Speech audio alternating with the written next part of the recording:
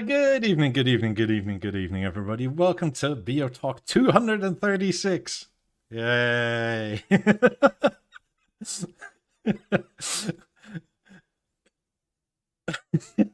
Hope everybody is doing well.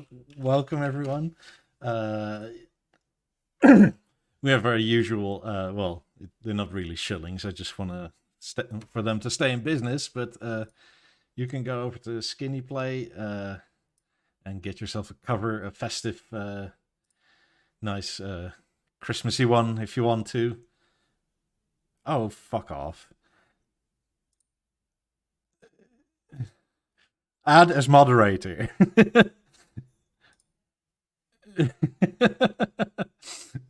Should I do promotes terrorism? Yes.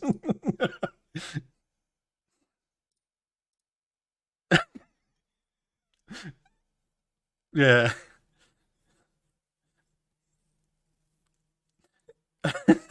Usually that means you're getting somewhere in the YouTube algorithm. So let's hope.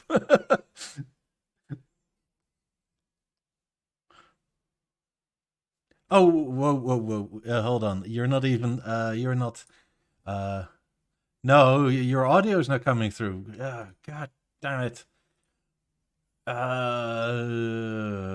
Obviously, you can hear me, so it's a you problem. Yeah.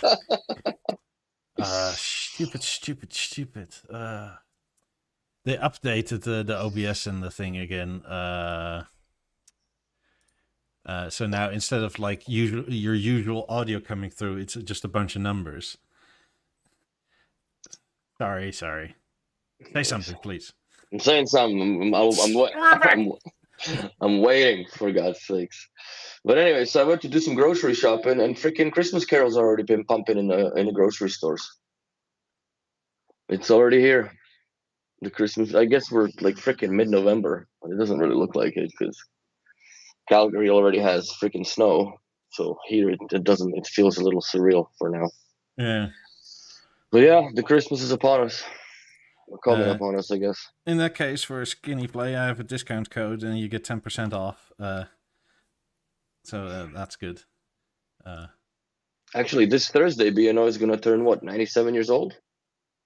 Yeah, I think November so. 17th, yeah. So happy early birthday Also, to all you Danes. Yeah, happy early birthday, BNO. If you want to show up your setups, there's a photo tab under in our Discord. That's the easiest way to do it. You can also email me if that's somehow easier and you don't know how to use Discord like a boomer, which is partially me. You just hold on to your shit there. I'll put my email address in the chat. Matt asks what the design is on my 50s. 50s. Golden marble, or golden marble, basically. Yeah. So, I mean, the 10% goes for everything. So if you like these or any of the other ones. If you have the aluminium covers, I would say be very careful when you tension them because all the corners are sharp. So you can cut it. Yeah. I mean, and that's obviously not a warranty thing. That's a you problem. Yep. I mean, they haven't started making these things out of Kevlar yet. So. Yeah. But they have a bunch of options also for build-up 50s. If you want to get really funky, it's all possible. I would get a cover that shows the speakers. You could do that in the custom section. I'm sure they can help you out with that. It'd be funny. That would be kind of cool, where you just have a print of the inside of the speaker. Nothing moves. Yeah, that'd be interesting. So, yeah, there's a lot of designs, and so it's basically it's up to you what you want on it, and how good you are in Photoshop per se, also. So that could help if you want to get into the. I mean, our friend Max H had the God, I'm blanking on the name now. He had covers made for when he had 50s from a Belgian artist. Yeah. No, you have Steve Jobs in his sweater. Magritte, that's it. I mean, it's one of my favorite sort of illustrators, artists at the time. I have so many pictures. I'm scrolling through them to find them. It's bloody impossible, obviously. A charging pad in white? How much was that in Canadian? Like $200?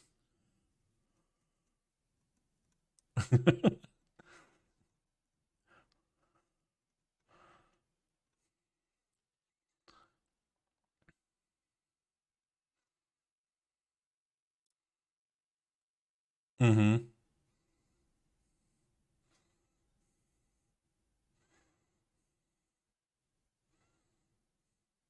Oh no! Oh bloody hell! Deleted us. No, you muted again. Ah, oh, god damn it! Sorry, people. It's okay. Over on the Twitch side, it seems. There you go. Well, now you're unmuted again. So, anyways, sorry. Craftsmanship is exquisite on it. I gotta say, like, it's just, it's perfect, man. Like, and it's got the little taper on it, and a nice sharp edge on the top, and leather is bang on. Can you see the B&O logo? There we go. The only thing that I'm not a fan of is the cable that it comes with. It's kind of cheap. Mm-hmm. Like you gotta hold it and mold it right to get it straightened out. Where I had this on order since freaking like before I even packed up for Florida, and I bought the cable for it before, which is the braided fabric cable that they got. So this is cat's ass with it. Like I think that's how it should be coming out of the box with that nice wire. So, but yeah, it charges like fast charging and whatnot. I plugged it into I need to buy the white power converter or power thing from the level, because I charge it on my black one, and it hauls ass. So very happy with my purchase recently. It's not a big one, but I've been waiting for this for so bloody long. Yes. Once again, sorry everybody. I don't know why the audio input keeps on changing on me. It seems okay now. So I'm sure they'll let us know when it's gone again. Yeah, but there's a delay, so it's always 5 seconds late, and I apologize for that. It's I just set it right, and it was gone again. So nice. So yeah, it's weird. Anyway, Skinny Play also does these covers if you want to go the fully custom way, and that promo code also works for that. Yeah, these are next level. Did he have 2 different paintings, or was it? Because I don't remember anymore. No, well, one had the B&O logo on it in the Apple. Sandeep, you need to take your covers off for cleaning. The amount of dust they pull in is, if you listen at high levels, is quite excessive. In what, in the 50s? Yeah. Well, they breathe quite a bit in between, right? Yeah. Well, especially with the open aluminium covers. Like, there's literally no resistance for dust at all.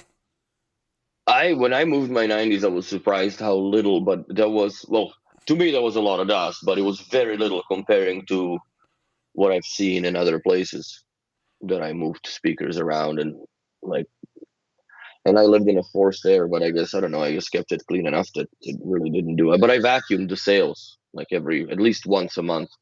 I had a specific brush from the Dyson that it came with that hasn't touched any other surface other than that cloth of that speaker. That's all it was for. And you did the inside of your car, and all of a sudden, like a black stripe on the side. Yeah, from like some shit from the door. No way, bro. Like, no, that that extension thing, whatever brush tool, did not see anything else other than the 90s. So Yeah. keep them clean. If you're into NFTs and that sort of thing, B&O has a whitelist over on their Discord, and they'll be dropping on the 17th, so Thursday, on their birthday. I'm still not exactly sure how I stand in all this, because I consider just for the shits and gigglies to get the Lab 90s.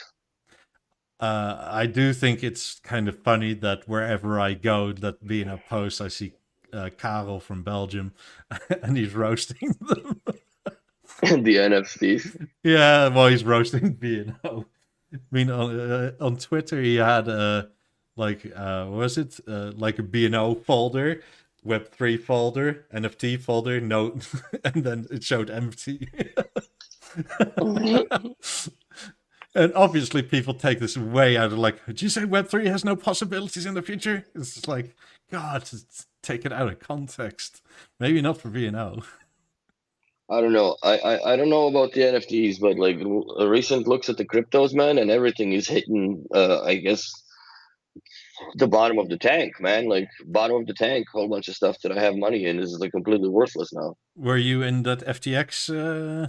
No, that went belly up, and the owner left with all the, or not all, but a lot of the money. No, I did not. I did not get into that. I put my money in Veracity, which is a company that's actually a legit company. Mm-hmm. And it's just they're having a hard time right now. So this is all the crypto anyways. Bitcoins are like fucking ridiculous money now. But do you have the coins in your own drive or stick or whatever, or do they hold them for you? I have them. I actually have them staked. They're staking the tokens. Okay. So I get stuff every day. But you know what? I went into the game with the knowledge of me being able to lose all the money or gain a fucking lot. And I'm with a lot of people that gained nothing right now and lost a bit. So, but yeah, like fucking Bitcoin is at $16,492 right now. Yeah. Like the poo is hitting the fan, bro. Yeah. Well, for the people that still own something, post what you have on Discord under the photos tab. There's quite a few things to show off for later, but it's sweet. Or email me. My email's in the chat as well.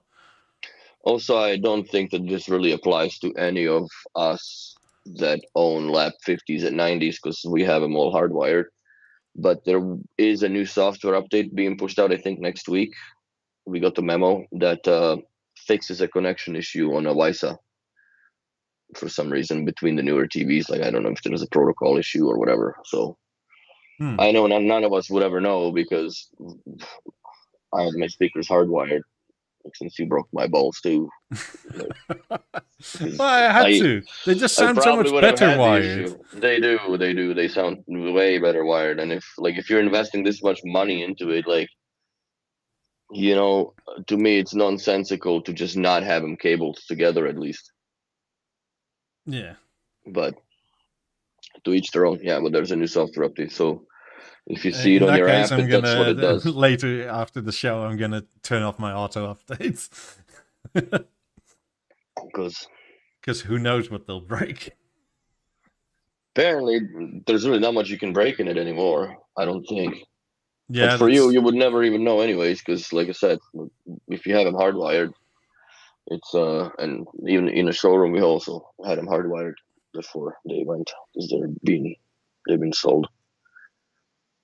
Right. Everything in the showroom now, more or less, other than like all this portable nonsense, right? Because like you can hardwire a level, but it looks awful because it's just cables coming out of the back of it, all weird. So yeah, unless you chase the cable into a wall. But for the wall mount. But I think at that point, like people would want to take it off and whatever, right? And it's just I personally think like if you want to do hardwire for like a level, then I think that thing should sit on its like bookshelf somewhere where you can't see behind it and just route the cables through there, so it's the most discreet. That's what I would do, or where I would place it, I guess. I don't mind the sort of mini puck thingy. But if it's just laying like face down, right? Somewhere. It's not too awful. It's not just like it's a random ass cable. No, that the charger connector is presentable. There's Yeah. no doubt about that. Like it's nicely designed. Even I like how recessed the USB-C on it is, right? So you don't really have that much of a plug coming out of it. So no, I like that. But as far as the Emerge actually would be easier to hardwire because that one is a straight powered product, so you could actually run the cable because there's USB-C and a network wire and a line in little headphone jack. Honestly, I agree with Steve of how good that thing sounds. I'm getting fucking converted. I hate to say that because and I might I'm actually how funny the irony of it all is. We have one black one in the shop, but because they were discontinued, like we can't display that. And I'm really debating to buy it because they don't make them anymore. So it's a very rare piece of B&O equipment now, even though because it looks like a Cisco router.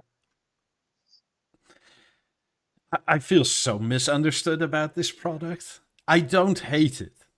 That's not it at all. It's just it's very expensive for what it is, and it can't go loud. But man, for the vocals, the fucking vocals that come out of this thing, it does not make sense. Yes, it completely falls off the cliff when you start putting, a little bit of bass in it. But this, I would say, like, I would find it, I think, in my sonic experience, a better replacement for my bathroom than the M3. I know it's a lot more money, but the M3 I found was way too boomy. So yeah, and there's also the price that bugs me. I mean, I don't know. yes. It's if this was a new introduction to a high-end brand that didn't say B&O on it, I could potentially be, I don't know, a bit more enthusiastic about it. But since we know what B&O does with small speakers, this is one of their few small speakers that just doesn't do loud well like their other small speakers do. Acoustically, I would compare them to the BeoLab 4s, but with way better clarity for voice. But the bass would be, I think Lab 4s actually had a little bit more bass. But then again, if you pair these together, they do sound pretty good. Yeah, but for like a little bit more money, I'd much rather have a level. Non-GVA. Yeah, of course. I would have a non-GVA Emerge too.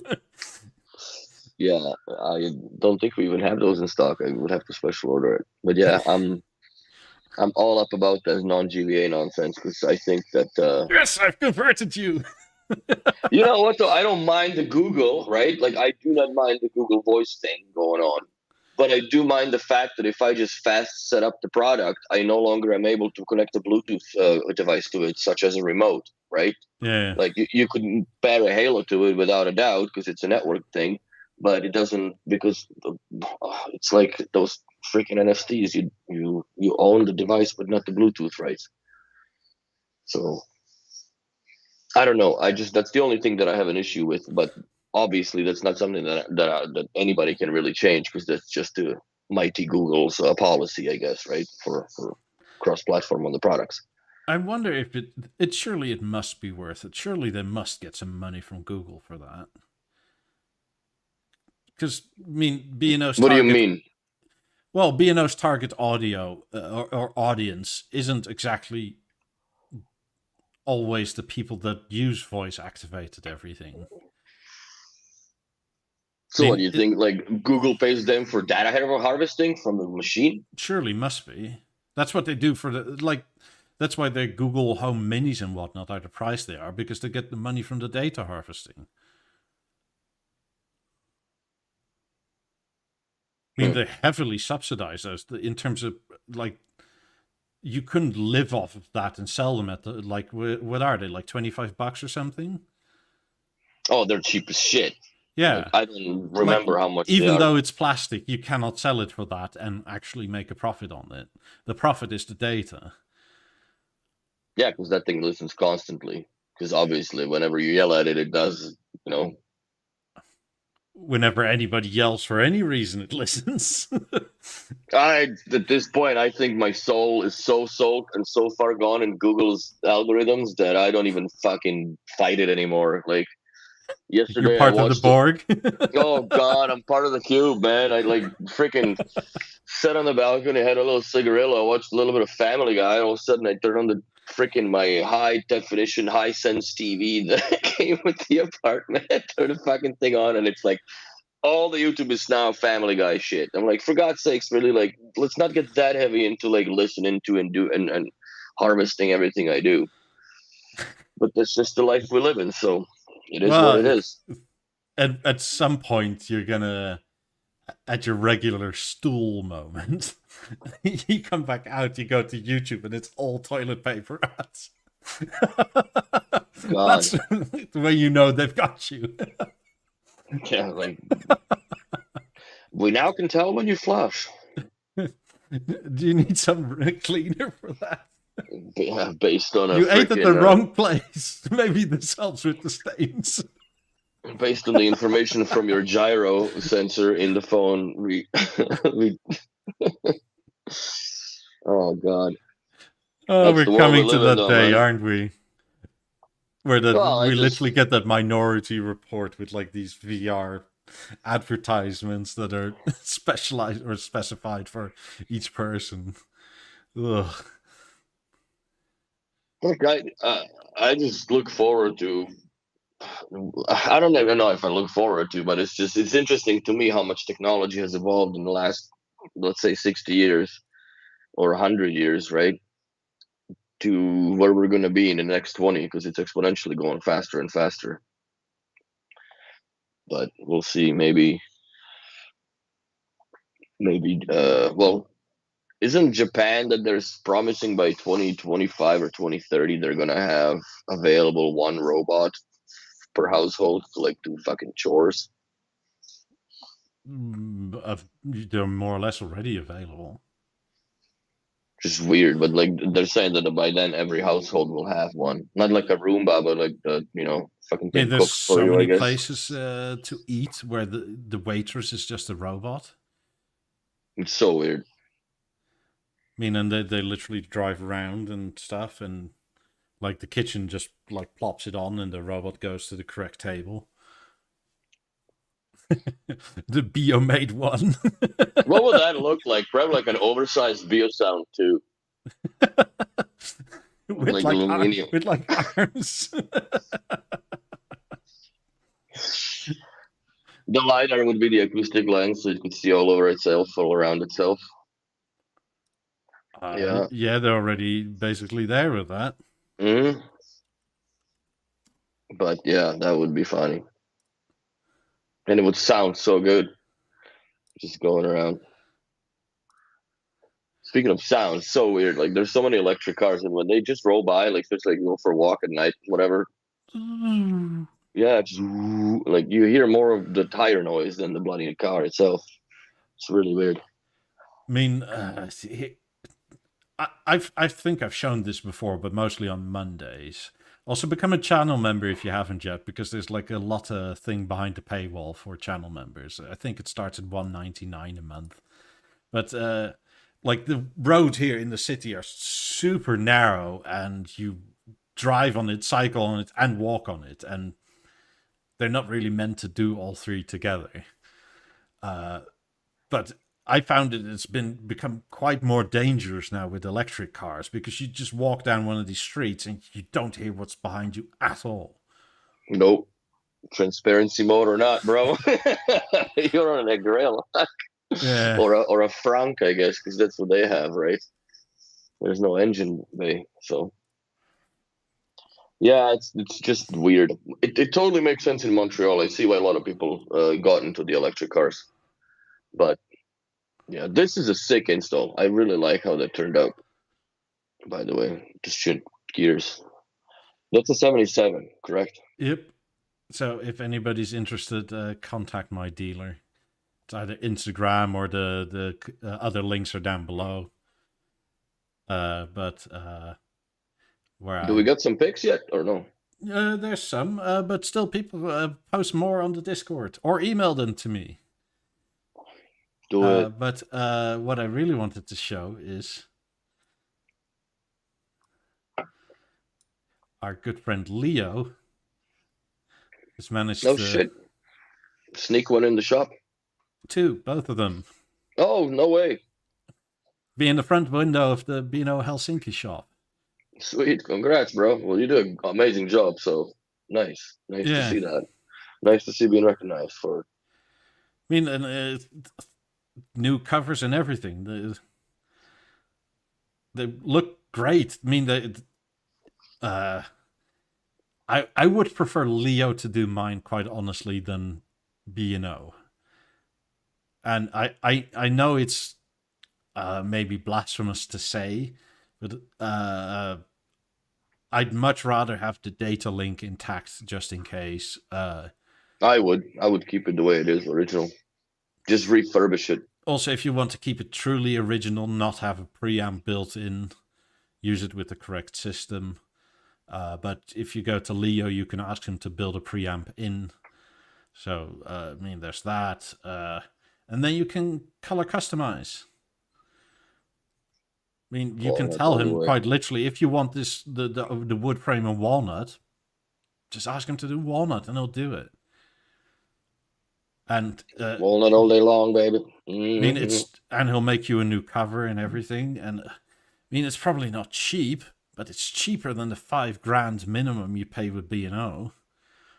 Is that kit still even available? Yeah. I thought it would have been sold out by now and too popular, but I guess economy makes sense, doesn't it?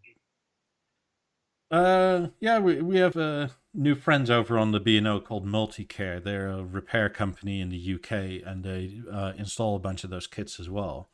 And I think it's partially because B&O underestimated the actual desire for because I think you can pretty much request it to be done in Denmark if you want to, but the lead time is like 6 months. Ooh. So you'll have it in like 8 months or something if you send it in now. Yeah, it's a little too long. Interesting, though. Apparently, a lot of people that bought these things new are so attached to them that they're never going to part with them unless they're so broken and unrepairable. But that kit fixes it. So for a lot of people, the price is now worth it. Do you get a stylus with it too? I think so. We had it on the podcast a while back, all the parts and pieces, but I don't remember now, quite honestly. I think so, but not entirely sure. But I think his website is offline at the moment. Leo, but it's BeoByLeo.com. Yeah, man, I like it. It's I think he's working on it at the moment, but that's the website. Yeah. Oh, he does a great job. I like it. I'm just, like I said a number of times, I'm past the turntable era. Yeah, I still enjoy mine. It's fun. It's not something you do every day, so I wouldn't particularly pay that much for a record player myself. But I also, I mean, I like having some records, but I'm not gonna get to the point where we have like a 200 record collection. If you go on the website to the Beosound level, does it show the title thing? I'm pretty sure it does. So what is this all about with the title now? That I guess it's the Mozart platform support? No, just streaming it into from your phone AirPlay. It's to. Oh, that's all? Yeah. So you get a free 3 months subscription to try. Oh, so they moved from Spotify to Tidal now. Wait, did you get a 3 months trial period with Spotify? That was years ago, wasn't it? No, I didn't. But the chorus still come with it. Were they made in such bulk that they still have the codes? It's because like just even the ones with the IRs, which is the Mark IIs, they were also they from what I remember, they still had the Spotify on them, the little pamphlet. But this, the free subscription. I just thought that so maybe when you install the app or whatever, I never played with it, but like Tidal is a little too rich for my blood for like a level as far as a high definition speaker playback, in my opinion. Maybe if you have two of them, then it obviously sounds much better. Because Maybe. I would But then you compare get the levels to two like 3-month free subscriptions. I guess you can suck off half a year for free, but two levels I think are very close not acoustically, bass response wise to 4000s that I notice. They're much cleaner, obviously, at the top end, but they sound really good. One, two, nice. Wait, I saw this last week, and I was wondering if but I don't remember if I was on the website for North America or here. But I saw that the deal was back, where if you buy 2, you get 10% off, and if you buy 3 things, you get 15% off. It's like, Oh, okay, they figured out the math finally on it. I don't know. They had it for a while ago, and then that ended. But I think it's ended again now. Well, I don't remember what the last email was that I got. I think it was the dealer sale. Yeah. Explorer, the big gift of future, the gift of Beosound level, and that's pretty much what I got. But I just don't get what's like. If you buy 2, what's the point in paying twice as much, right? Like, because you're saving B&O some money, and this is a different link. I don't know. That should be standard there, I would think. I mean, it does annoy dealers. I get that.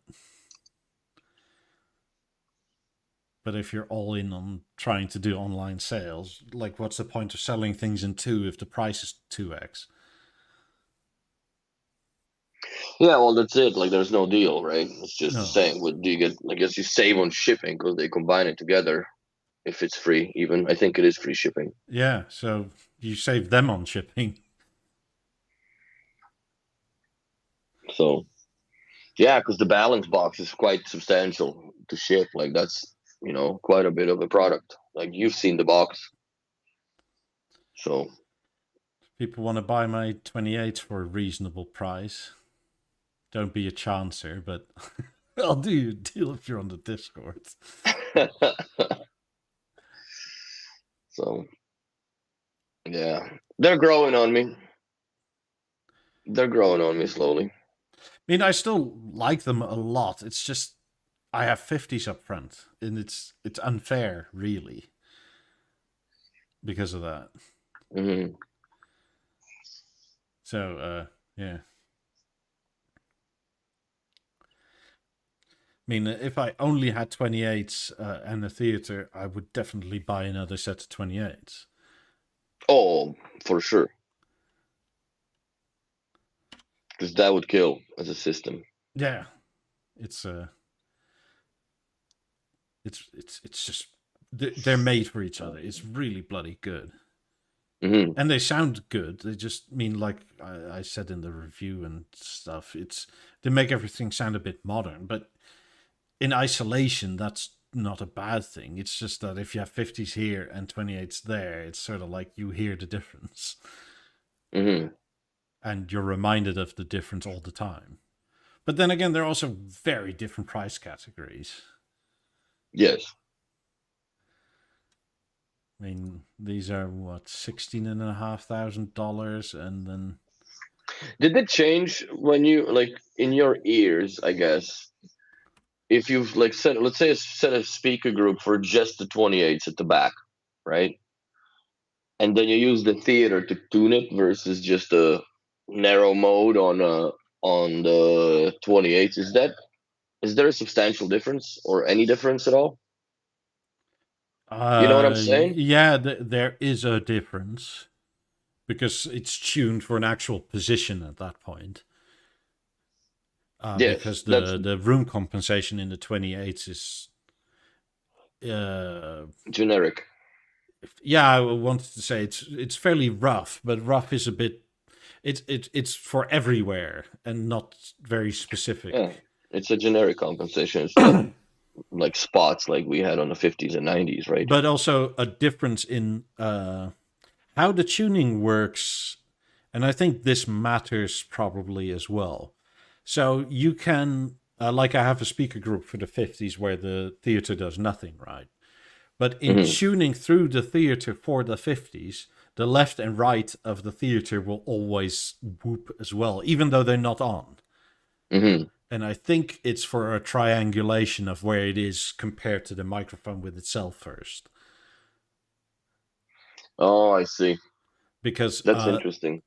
there's also two microphones on the theater itself. No, I know that. So it's I mean, so the triangulation is three mics, two on the theater and the mic where you put it. And I think that's how they triangulate where the microphone is in 3D space before doing the external speakers, and not exactly knowing where they are if you weren't doing that. Well, most of the time, the chance is that if you are sitting in front of the theater, you are sitting in front of it directly, right? So the Yeah. triangulation for those first, or that first triangulation for those first two speakers, it's most logical. And if you have it on a table or a floor stand, then the TV will turn towards where your location is by Yeah. default, where you watch it, so you tune it there. But So I would say there is a difference with the 28s attached to the theater versus the 28s by themselves. But also the 28s by themselves is not an entirely fair comparison because it's just the Mozart bit in the 28s playing. mhm. And to me, they sound a bit different when they play by themselves versus when they're on PowerLink mode. Hmm. Uh, it's almost like there's some form of loudness on when you go through the Mozart bit, even if you switch it off. Interesting. And I think it's just how it, because it's kind of more a BeoLab or on PowerLink it's a BeoLab and it's more a BeoSound when it's on its own internal platform. So it behaves a bit differently. It's almost, I don't Do you know. think that Sonic, BeoSonic has anything to do with it? That once you're running it through the Mozart platform, that filter is automatically implemented anyways, right? Versus where it's on the PowerLink, then I think it's just running directly into the crossovers, and it probably bypasses the entire Mozart board. Yeah, the Mozart bit is off at that point. Yeah. So. So it's probably a difference also between whatever Biosonic optimal is versus the preset you standard have your whatever source on in PowerLink mode, as in drama, music, whatever, Mhm. and how that is like that's probably not exactly the same either.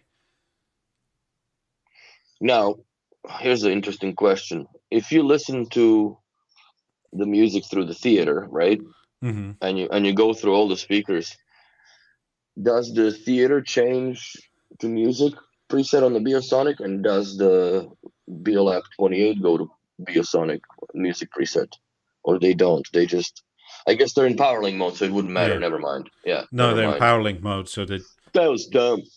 uh, they don't change that. I don't think. But it depends, right? Because the 28s are weird in how they are factory set up. And Hmm. most people will not notice it, but I noticed it almost immediately when A/B testing wide v narrow through the harmony at the time. Is that the easiest way when you have a harmony or probably still a theater to change them in BeoLab mode is to go from number one to number two in the preset mode. Yes. But from the factory, that meant from going from narrow optimal to wide social in the Biosonic. Okay. and because there was no wide optimal. So there's only 2 presets originally? No, there's 4. There's was it narrow optimal, wide social, then there is, I think it was wide party or something like that, and something like narrow podcast. And if the grayed out bit, you see the Beosonic ball move whenever you change those numbers in the source. So I think I explained this a while ago. So I made an optimal wide, gave that a number, then moved all the other ones one over, and then you have a much more fair comparison between an optimal narrow and an optimal wide. And, personally, I like the optimal wide best because it's a bit more spacious. But that was on its own. I haven't played around with it enough to see if the difference is dramatic with the tuning of the theater, but they do sound a bit different. They don't sound so on edge, so ultra bass forward as they are on their own Mozart platform. I mean, they're still bass forward compared to 50s, but not as much. Yeah, but I think it's the sensation of the downward firing woofers that has a lot to do with it. Yeah, that has a lot to do with it, in my opinion.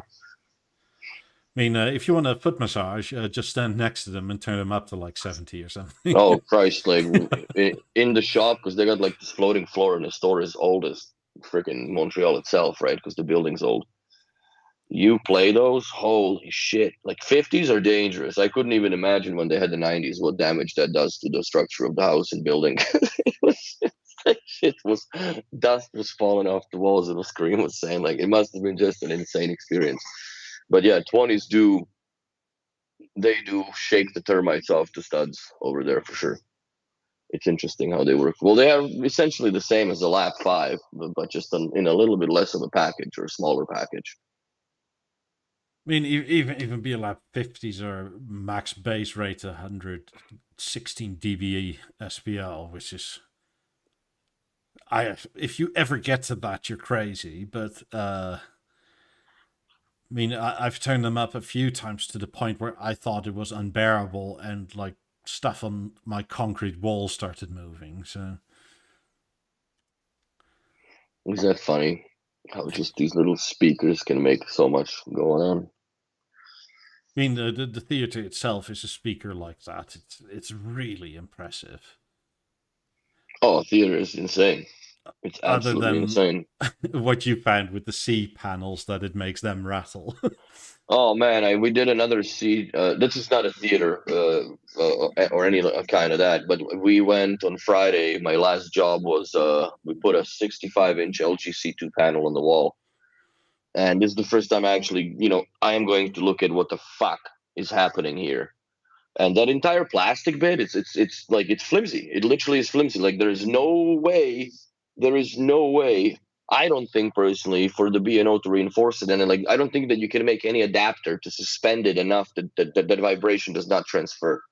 So, but then again, like if you're buying a theater, in my opinion, you buy a G2 panel out of the box. Like you just go proper. Don't cheap out on it, because then it's regrettable. Like the difference also is minimal at this point. I think the difference is 500 or 700 euro depending on price. Yeah. I mean, I think for 55-inch, the difference between 55-inch C2 and 55-inch G2 is 500, and something like, makes no sense.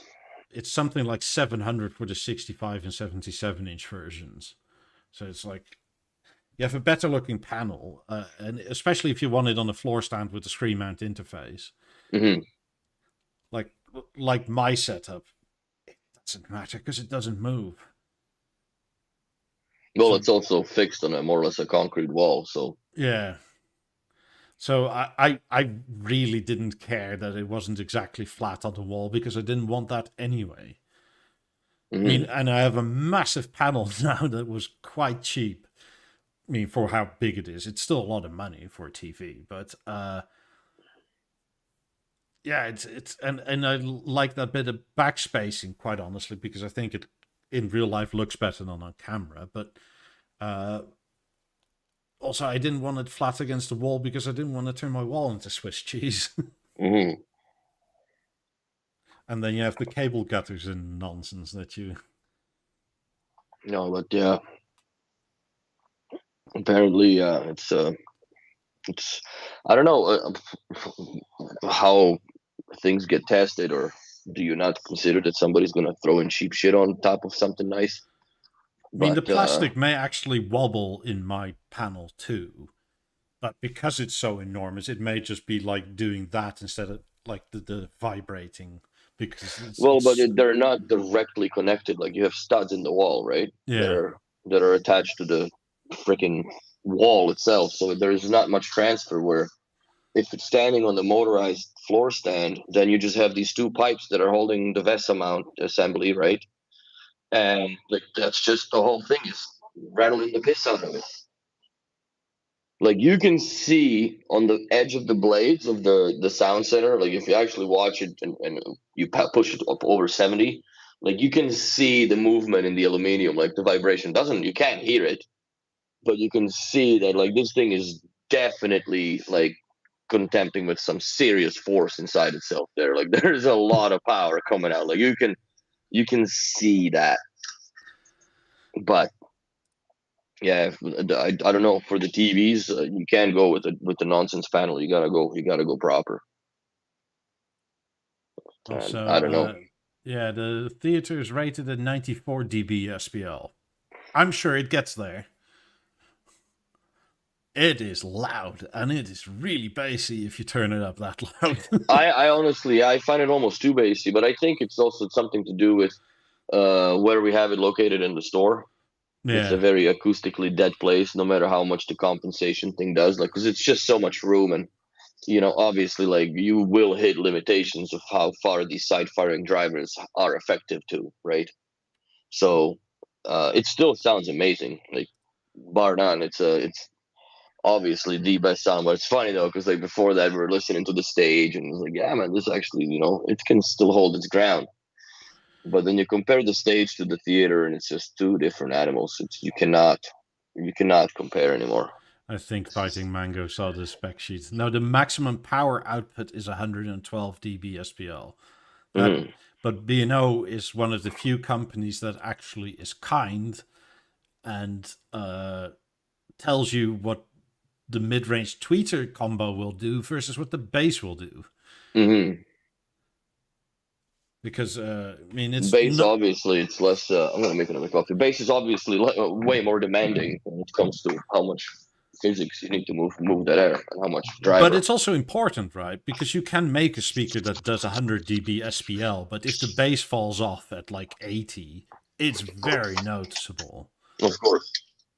Because you're gonna get like these two competing curves where one just keeps going up and one drops off. And this is why it's actually good to know. And I like that B&O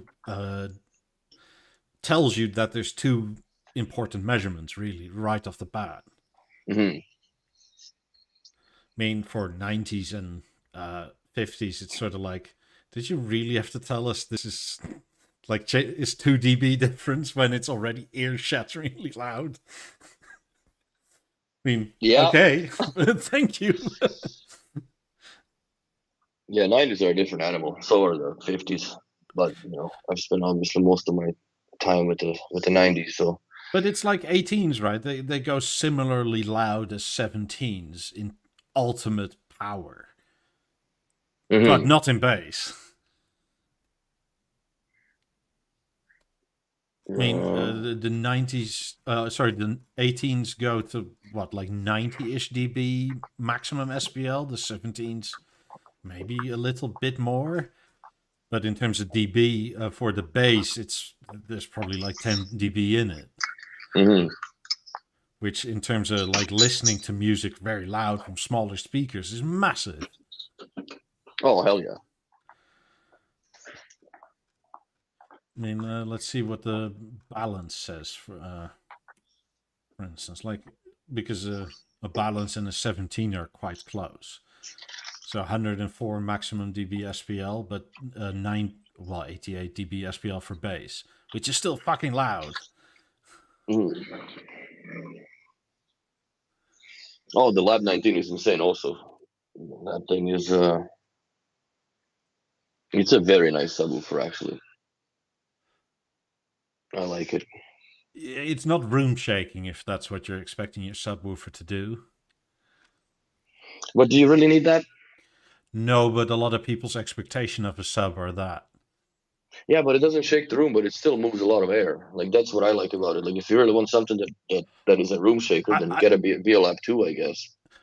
Don't get me wrong, I agree with you, but a lot of people when they buy the sub, it's specifically for like, I want that movie rumble. I want everything to start shaking like it does in the cinema. Mm-hmm. And if you don't get that from the really expensive sub you bought, a lot of people will be, I don't know, maybe not dissatisfied, but disheartened. And then it's like, but you haven't fully understood the role of a sub here. Mm-hmm. And I think that's, again, a bit down to marketing, and I hope dealers do that well. Sandeep says, 19 rumbled my room well enough. Yeah, but obviously it depends on room size, right? Yeah, Like, but also, what's your acoustic expectation of something that like you can look at how small it is. Like if you can buy a better sub, performance-wise for with bigger drivers and for less money, but it's gonna look like a fucking wine fridge, bro. That's the difference. Like you're buying the design, you're buying the beauty of it and the craftsmanship too. Like to me, the 19 looks beautiful. my Finnish friend that goes by Allianz, with now the 4 BeoLab 5s in his room, and then 17s as rears and 6 BeoLab 12 1s as ceilings. Holy fuck. Yeah, he has 2 third-party subs that are 1,500 watts each, with a 16-inch driver, like literally behind his couch, because he wants that, like, God, I'm shaking Oh out my the God. couch thing. Wow. It's like enough to move your bowels too. I think that's the point, yeah. Like if you eat Wow. only meat and elk that you just shot out there in the woods somewhere. This will help you pass it. Wow. Maybe it Yeah, makes I've him seen feel some like a pretty baby insane where you're setups, upside though. down and they smack you, right? I've seen some pretty insane setups over my years, but yeah, Yeah, but nothing like that. his room is not that much bigger than my living room is, and 4 5s are not enough for him. And it's like, Does he have neighbors? no.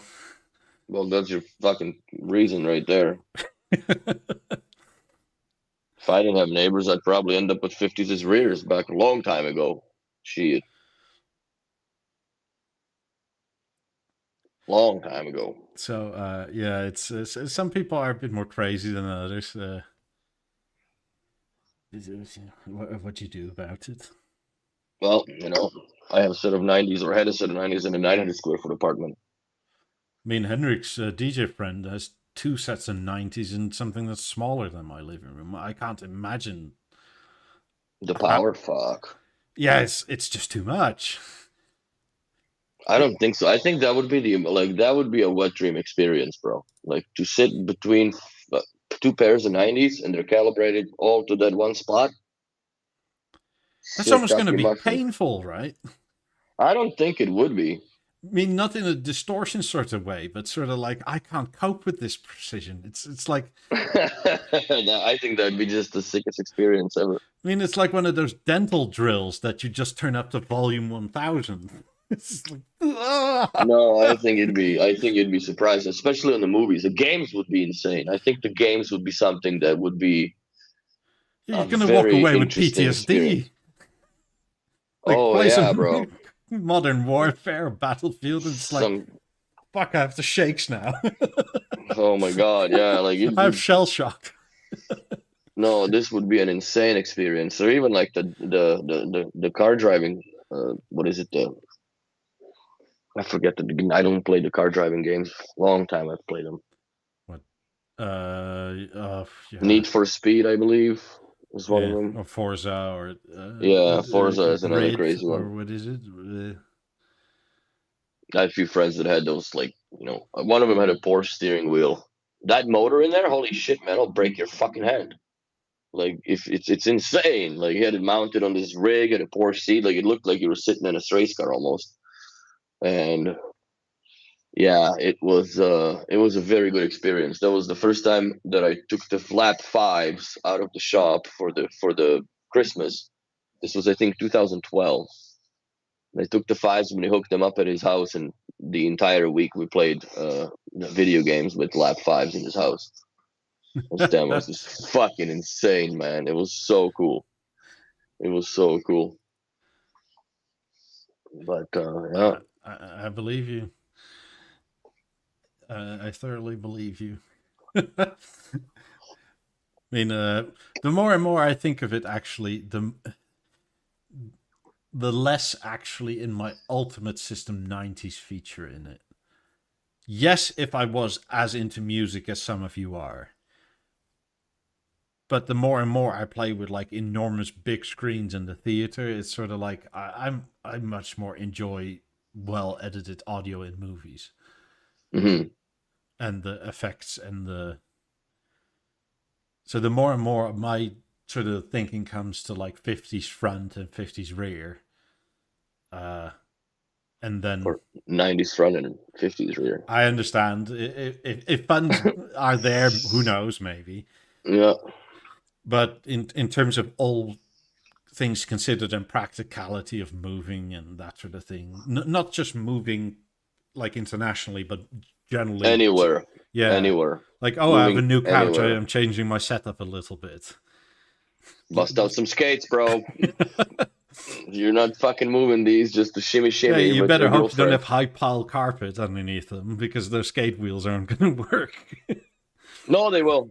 They will. They work through everything other than off road, but we had them on road and off road in Montreal when we moved those 90s here. It was not fun, but you can also drag them into place because that turned out to be what had to happen because the door was narrow enough that the speaker would fit on its own. That's it. Not no fingers, nothing on the side. It was perfectly. The bottom was with the way that the tip and the sides would perfectly fit. No fingers. So you had to hold it. Oh my god, this was awkward as hell. But But to get it through that door, I put it on a moving blanket and we just dragged it. Thank heavens that it was all hardwood. I just dragged the speaker on a moving blanket right to the point where we had to pick it up and put it back on the skates and take it down 2 stairs and then push it into the room. yeah, I was thinking like 50s front, 50s rear, and then like 6 17s, like 2 front, 2 wide, 2 rear, up top. It's going to be massive. So shit, that's a lot of speaker. It's almost what I have now. No, that's what I have now, except for like instead of 28s, it's 50s rear. So how many? 4 17s you said, or 6? 6. So then, what are you running on? You're gonna have to run a couple of them in WiFi then. No. What do you mean? You have 5 pairs. Or no? Yeah, because you have pair of 50s. You have to have one on Wi-Fi. Oh yeah. Oh well, that'll be fine. The one straight above it, the shortest route. Exactly, but yeah, I don't think that you'll have a problem there, especially in America. Like the houses are further apart. I don't think you'll have Not the just that, distortion.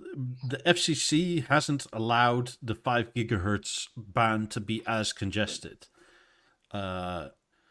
Because of some FCC regulations, channels 120 to 142 are open and unused Okay, in the 5 gigahertz bandwidth. in US, Yes. not in Europe. No, here they're used. Oh, so that's So, I mean, if you sit at 130, there's like 10 channels free either side.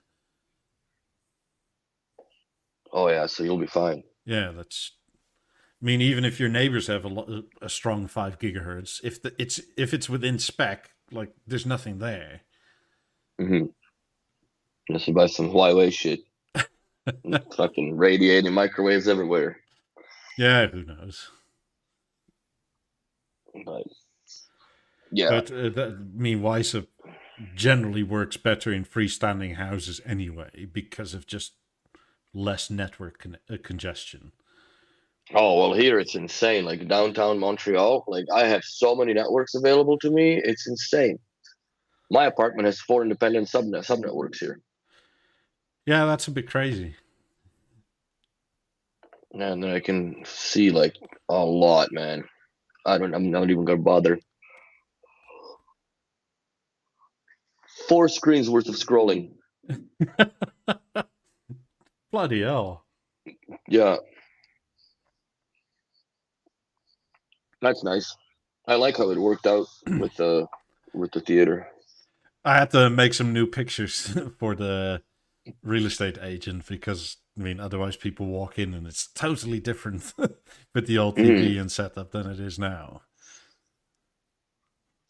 That theater looks good like that. Yeah, I'm thoroughly enjoying it. It's That TV's too big, Sunday. poppycock, as you would say in Britain. I think it could go even bigger. I know you can. 97 inches would fit in between here. It just wouldn't fit up the stair. Oh, so there is a problem. Even if it's out of the box, you can't take it in. It's too big of a panel. This thing in the box is smaller than the 97 inch and it barely fit up the stairs. Fuck. In the box, because of like the way the ceiling goes, we had to like put it up the stairs at the angle, and then once up the stairs has to lift it like that and do it like that to get around the corner, drop it, and then come back up again. So you have should sell that fucking thing with the house, bro. No. Do you have the box? You kept the box for it? Yeah, my dealer actually massive help. I asked him like, am I overstepping a boundary here if I can ask you to keep the box for me? He's like, oh yeah, I'll have a space still in my storage. It's like, yes. No, because that's then at least you can bag it all up and pack it all up. Then you're fine for the big travel.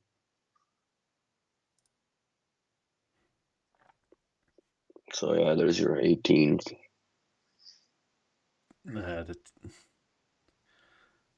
What sofa is this? I have no fucking clue. It's not some designer or anything.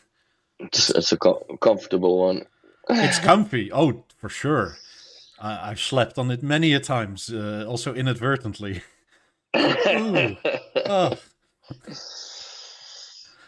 And also, there's an electric part in it. So this sitting position on the front, right, on the narrow bit, the whole bottom cushion slides forward by like a foot. So you can lay on every side. So it basically becomes like a queen-size bed almost in terms of laying space. Nice. But it's really comfortable. Do you have the BeoCenter 2 still hooked up? Yep. Speaking of that, I have to re-hook it up because I got one of these from Steve. USB-C to line in? Yeah. Something that'll work with the theater. Yeah. Because, we ordered them in, so they should be already in the warehouse, I think. I think you can order like 10 of them. Apparently the Apple one doesn't work because it's active. Same as the one that I got, the Anchor one doesn't work. Yeah, and there's something like 3 or 4 different versions of USB-C to line in. And like, God damn it, why can't I just standardize that shit? It is standardized, but they don't tell you what standard it's on. Oh, well, it's fucking as helpful as not having any standard. Yeah. Also, the PCIe collective that sets these standards has changed their minds like 3 times on USB-C. Really? Yeah, so there was USB-C 3.0, and then there was a faster USB-C. That became USB 3.1. Then there was an even faster and more power capable USB-C. And instead of, in their mind, causing confusion and making that USB 3.2, they made everything before that USB 3.0 again. And now the newer standard is 3.1 again. But now they've decided that they're going to make another type of USB-C cable that can handle even more power and up to 40 gigabits of data. And that's now going to be USB 3.15 or USB 3.2 or something again. Oh my god. Oh my god. And then Apple needs USB-C in Europe from next year for charging. So you'll have USB-C cables that will charge your phone, but you can't get the data off your device because it only has the power cables inside.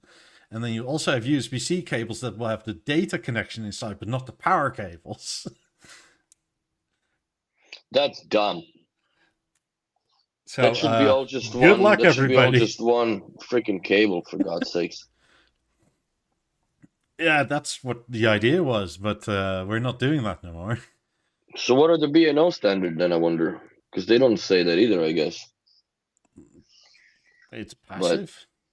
But I mean like the USB-C to USB-C, because I've plugged in like it works as data as well and power.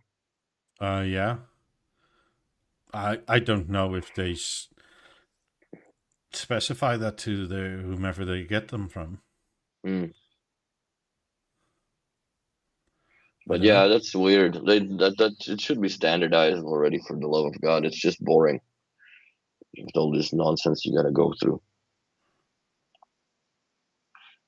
Freaking speaking of nonsense, I did a simple install just to set up an LG TV and replace a Samsung. Right.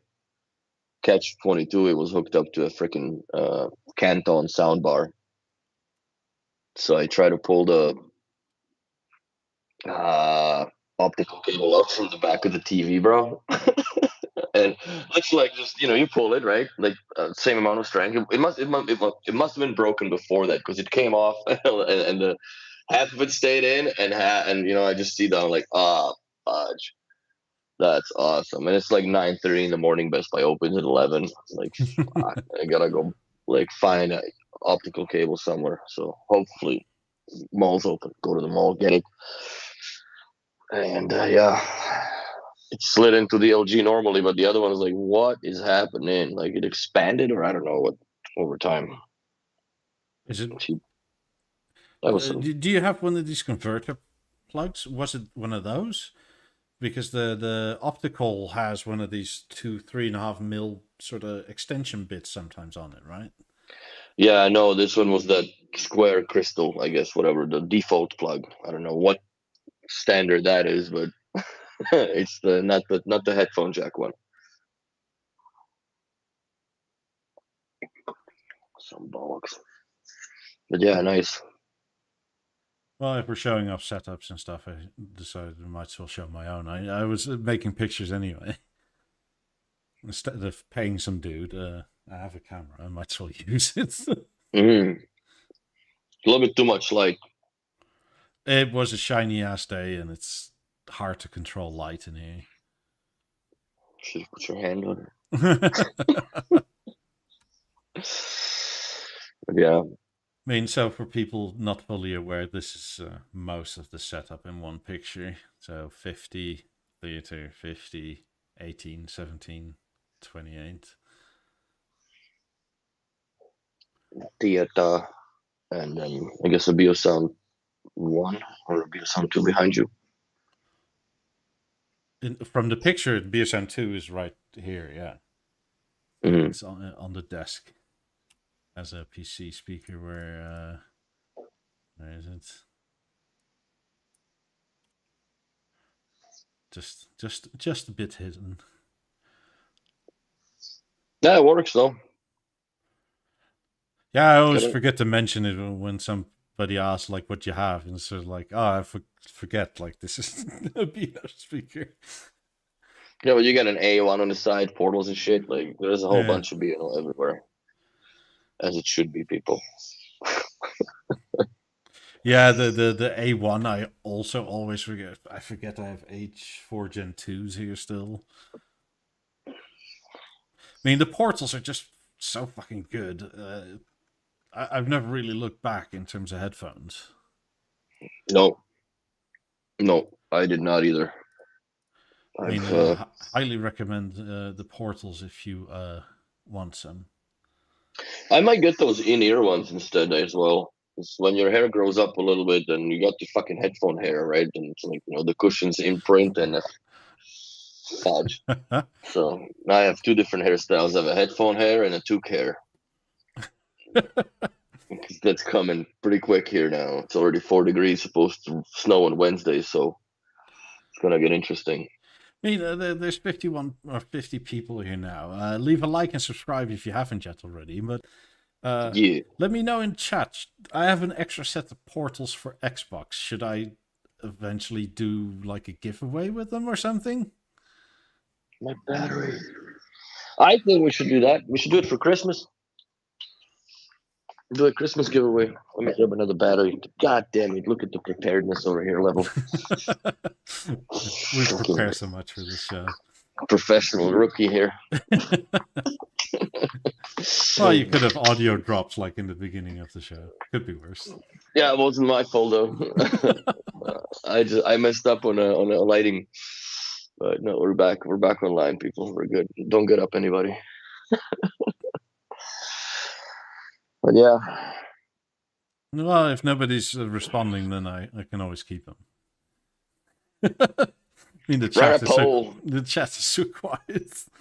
Chat has died, or chat crashed probably. Yeah. So, yep. Yeah, we should do it for Christmas, man. I think would be a good idea. Do a Christmas giveaway. Maybe I'll see if I can get something sponsored out of the store, and do a draw, and then go from there. I always have. I feel weird with only 2 options, so I always have to put in a third for meh. Yes or no? It's too black and white. You need people to go meh. There we go. So let's see how that works. Also, for the Discord, massive thanks to Max. He's one of the main mods, and he recently added a feature that's under BeoFeed. And if you hate Twitter for all the usual reasons, now you can go to our Discord and you can see the B&O Twitter feed. You don't see the replies or whatever. You just see their announcements and all that stuff. Mm-hmm. That's cool. So they've been for the NFT thing. They had a show me your art and you get whitelisted for the NFT drop thing announcement, and then they've had a bunch of tweets about their NFT stuff, and they love their NFT stuff. And like here, they had a chat with their artists and stuff.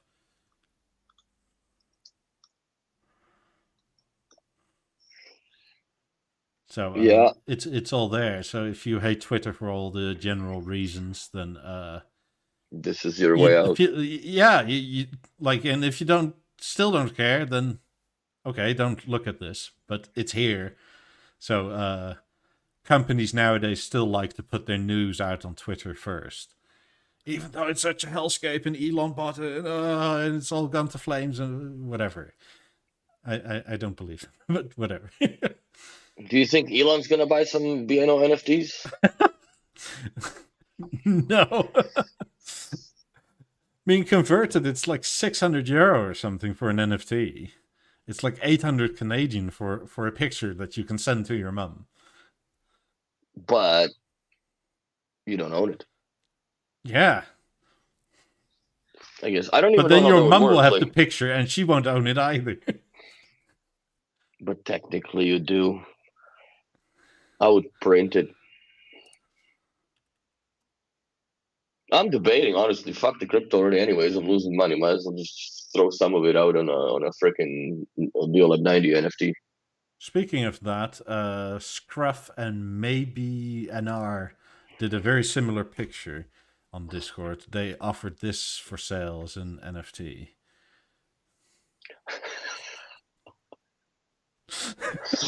Oh God. Yeah. So what does it say? BC 9300? Yeah, Beosound 9300, I yeah. guess. Oh God. They'll probably be fine with 0.005 ether.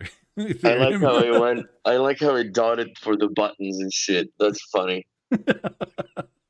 Such a detailed drawing. Wow, that's what happens when you get a 4-year-old try to do the like a left-handed NFT. Try to put a freaking BNO logo with your non-dominant hand. Should have a contest like that. Yeah, something like that. And then somebody said no. That's hilarious. Oh my God, people! I would have thought that it would be 100% yes as a poll. Like that would be so one way. And then somebody's like, "Meh, I don't need no 28." It's not 28s, it's portals. I'm not giving away 28s. I was thought I gonna get you. Fuck me, you're paying me for 28s. Look, I promise if I'm ever at the level where I could give away 28s, I will. I would too, for sure. But yeah, that's not in the cards at the moment. No, There's nowhere near enough super chats coming in for that. It's in the credit. It's in the credit cards at this point. I mean, Sandeep, I guess we can raffle off your 50s. I mean, you need the anthracite versions anyway for your new for your new theater. Did you order the anthracite theaters? Sandeep might. I won't. No, I know. Oh, yeah. That's funny. Yeah, we got one anthracite, I think, end of November, maybe, that I'm going to be putting up. Somewhere around there. Yeah, I'm really excited to see it. But anthracite color is really nice, man. It I looks just good on wonder the. how dark it is when you turn the lights off. I think it'll be more or less disappearing. Yeah. Can you see the silver in yours? If you're not like if you're watching the movie, can you actually get like fuck that's too shiny? No. Like the screen is way too bright. I'll just wash out whatever you would perceive underneath as a reflection, anyways. In my Also, it opinion, must be a shit movie if you're looking at your speakers. that's a fair point. I mean, also, I mean, maybe it's different with the 55-inch, but if I look to the middle of my screen to look at the theater, I have to look like 60 centimeters down. Yeah, those things are wicked, man. We put up an 83 in the shop, the Harmony 83. It actually looks proper. The 83-inch Harmony looks exactly the same size as the 77, except when you turn it on. Yes, it's exactly the same proportions, which is crazy because the 88 did not. 88 was too much in my eyes. This is from Mito Slub. The only thing I would say is cables. Cables. You're fucking with Danes. Cables. That's right. Gotta get a loom. But yeah, nice system though. I mean, 9's just because there's no latency, you can connect them to pretty much anything, and it's quite sweet. Oh, the good old what is it? 9300, isn't it? With BeoCord and a BeoGram, I think. Yeah. I mean, this stuff still looks good. Oh, hell yeah. I mean, it is old for hi-fi, but it sounds good and it works well. So it's like. But it also, if you plant it in a house just like that, man, like it doesn't really look that dated. You know what I mean? Like the whole look of it does not look that dated. Yes, the technology inside it is now ancient comparatively, but still, like if you know were crazy enough back then, the only option you had was a playmaker. Now we just put in a core, right, and you can still utilize it. But I think that's it. Like any BNO system from even the yesteryears, man, they look good. The only one I'm not biggest fan of is the 3200 and like the whole 2400 series with the tape deck. That never really struck me as a sexy system. The Beosound Century was nicer in my eyes, even though kind of covered up one speaker when it opened a little bit. But who cares? I sort of like that. I like the BeoSound Century. The Beosound Centuries, that was nice. This remote was also nice. The BeoLink 1000 fudge. He's just showing us he has a weapon. That's right. That thing will put the person down. I mean, with a nice crack this in the even head. doesn't have a screen to bend or break.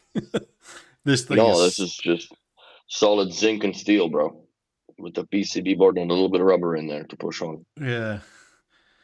I miss having one of those. I just, you know what, honestly, BNO, if you're listening, which I'm sure you do, because you do, make a Mark II Beo Remote 1 with the backlit buttons, please. It cannot be that power taxing on the remote control itself. I just can't see that. If you put rechargeable batteries in it, I don't think anybody would care to, like, every week or so charge their remote. I don't think it would be even every week. I think that, depends on your usage, I guess. But if they did the 2.0 remote, then they could hide a ambient light sensor inside the remote control, that little triangle piece. You could definitely get away with that. So it measures, and if it's too bright, don't light. And then if it's dark, yeah, then come on, dim in and dim out.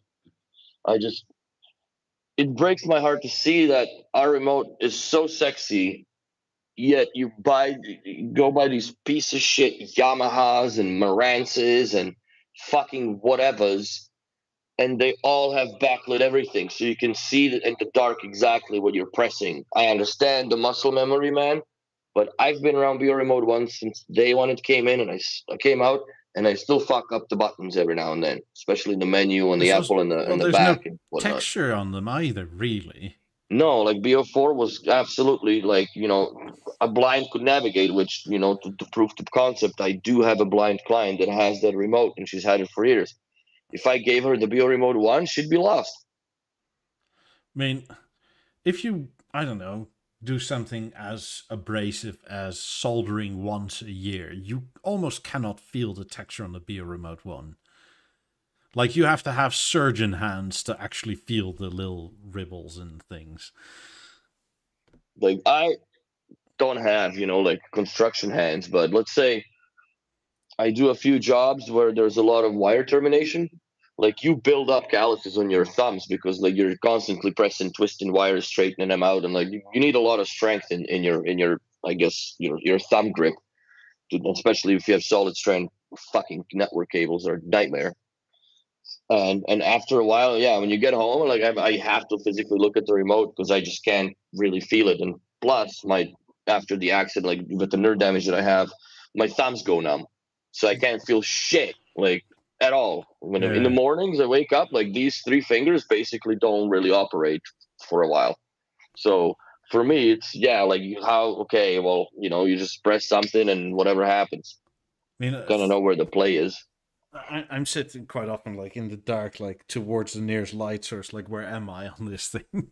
Mm-hmm.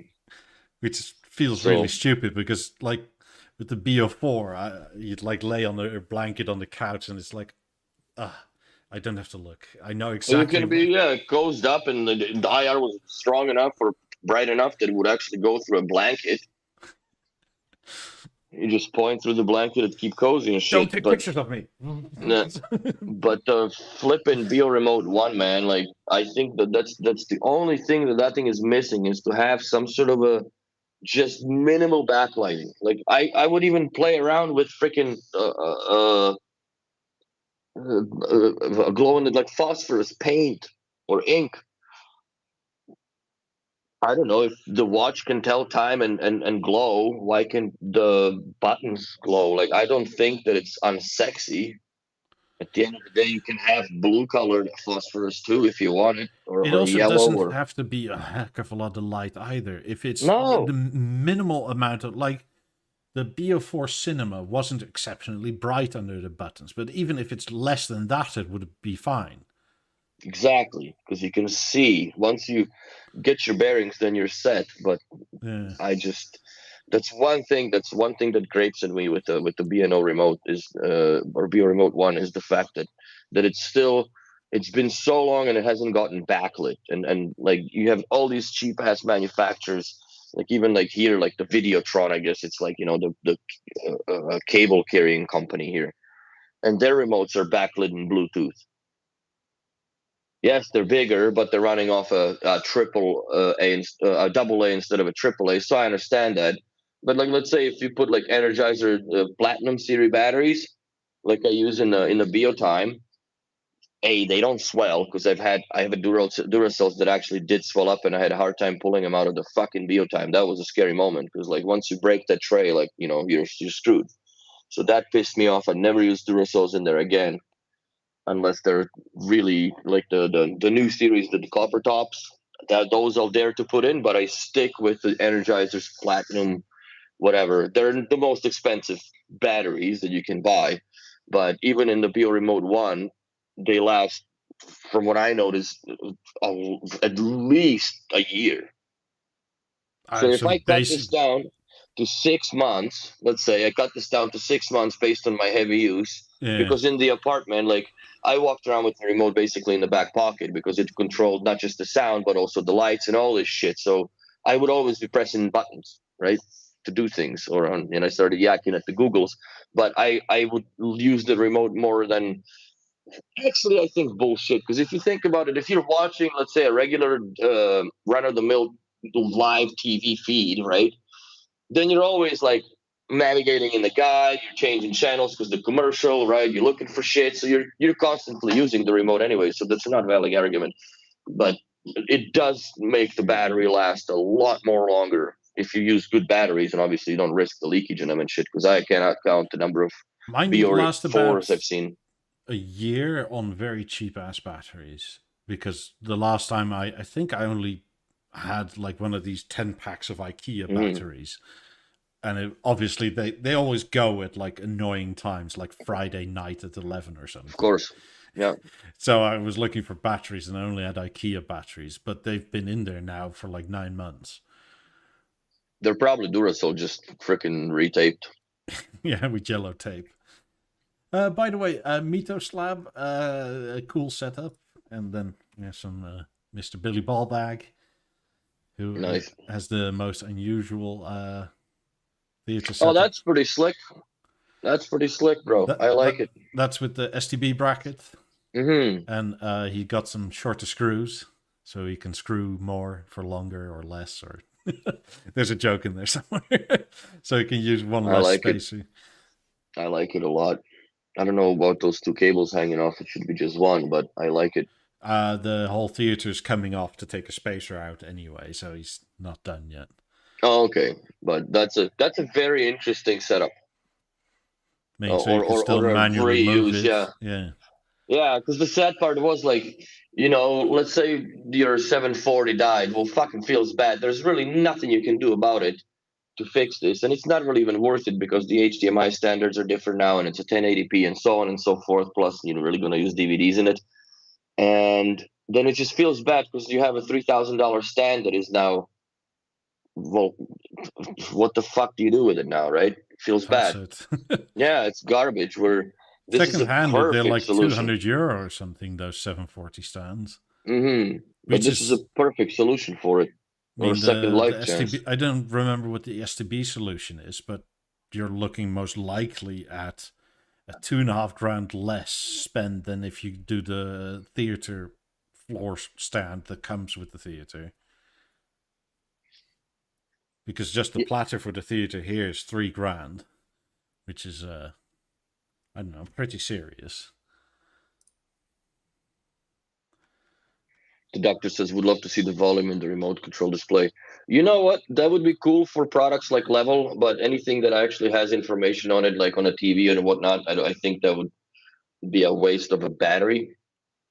But then again, all the things that don't have a display on them per se, like let's say a core shape, uh, level, whatnot, I think that what they should make available in there is ability for it to pull the playlist. I don't know if how difficult that would be, but just your favorites, like or playlist that you just press and it starts the playlist. Like it doesn't give you the option to go then in and browse through all that metadata there, but it just says if you have, let's say 10 playlists, then you just go just like, and you can pick radio station. stations. Yeah. Exact. Like that's exactly the one thing that I would love to see on that, on as a, if it's a possible. I'm certain of it, it's possible on the Mozart platform. I'm not sure on the ASC, because obviously that's kind of now facing the mediocre abandonment now, even though there was a software update that just came out for the stage recently, some sort of a performance improvements. But yeah, this is cool too. I like it. Yeah, this is that the captain, and this is a picture of him in his former life. He was an angel. Right on. So that's the default B&O given stand that they Yeah. come with. Okay. The one he had to put like piece Pad of it up paper and shit. 3 times folded underneath. It was 0.3 mil off. That's But insane. it looks good, and there's BeoLab 3s as rear speakers behind. Oh, okay, so there is surround. This must sound pretty sick for the small room. Yeah. Oh, I bet it's full. Are those little candle holders not rattling the fuck off the table when you have something playing? Because they look like they would walk. Maybe when his son plays, what is it, Forza or F1, when he hits the curbs. Put them on the ground. But yeah, no, that looks good. That looks good, Captain. Congrats on the theater. I mean, yeah. I also like the fabric, actually. It looks good in here. I might buy the fabric one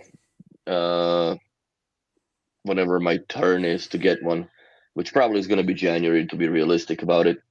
But I'll take the fabric guy, and then I'll decide what I'll do for a grill later on once I move to Florida. Hopefully by then they'll have a white one, or at least an option to go bespoke and get the white, because that would be very nice with the 90s. Yeah, Captain has a nice set. This is Max with the classic setup. Lab one's always a pleasure to see. Also, what is it, 755? Oh, hell yeah, 7.6? Yeah, yeah. On the low, you don't see those often. Those low stands. No, I've only seen them a couple times that I've seen on the jobs. A lot of people but you know what? Those 755, in my opinion, looks much nicer on the lower floor stand than the tall one. It makes it look awkward on those two little tiny fucking, what is it, like, the crane feet that walk around in the It sort of looks impressive if you have the 7.4 on the with the 7.4, yes, because it bulks it up properly, right? It bulks it up very nicely. But yeah, otherwise it just looks a little bit goofy to me, at least. But the 755 on a low floor stand, absolute icon of a TV. It actually still is an icon in the ROS with the Lap 5s. I forget what tab is it under. It still looks modern, that's for sure. Oh, hell yeah. And it still has a beautiful picture for the display that it's inside. That TV will take a long and hard time to die. I guarantee you that. Pictures like these make me miss Lab 1s. I got a set for you in the storage locker here, bro. Yeah, I know, but god damn it. Oh, yeah. I mean, this is still Max. Favorite TV, yeah. Jesus my Christ, favorite TV. It just comes in photobombs. Here's the ass. There you go. No, I think he's telling me it's like, I'm so hungry. You've never fed me before. Like the last time was months ago. The time change hasn't. They haven't gotten over that yet. Well, we went to the vet, and they both have to go on a diet. No shit. I mean, then, well, Winston isn't really fat, but the vet is sort of like, he could lose like 100 grams or so. It would be better.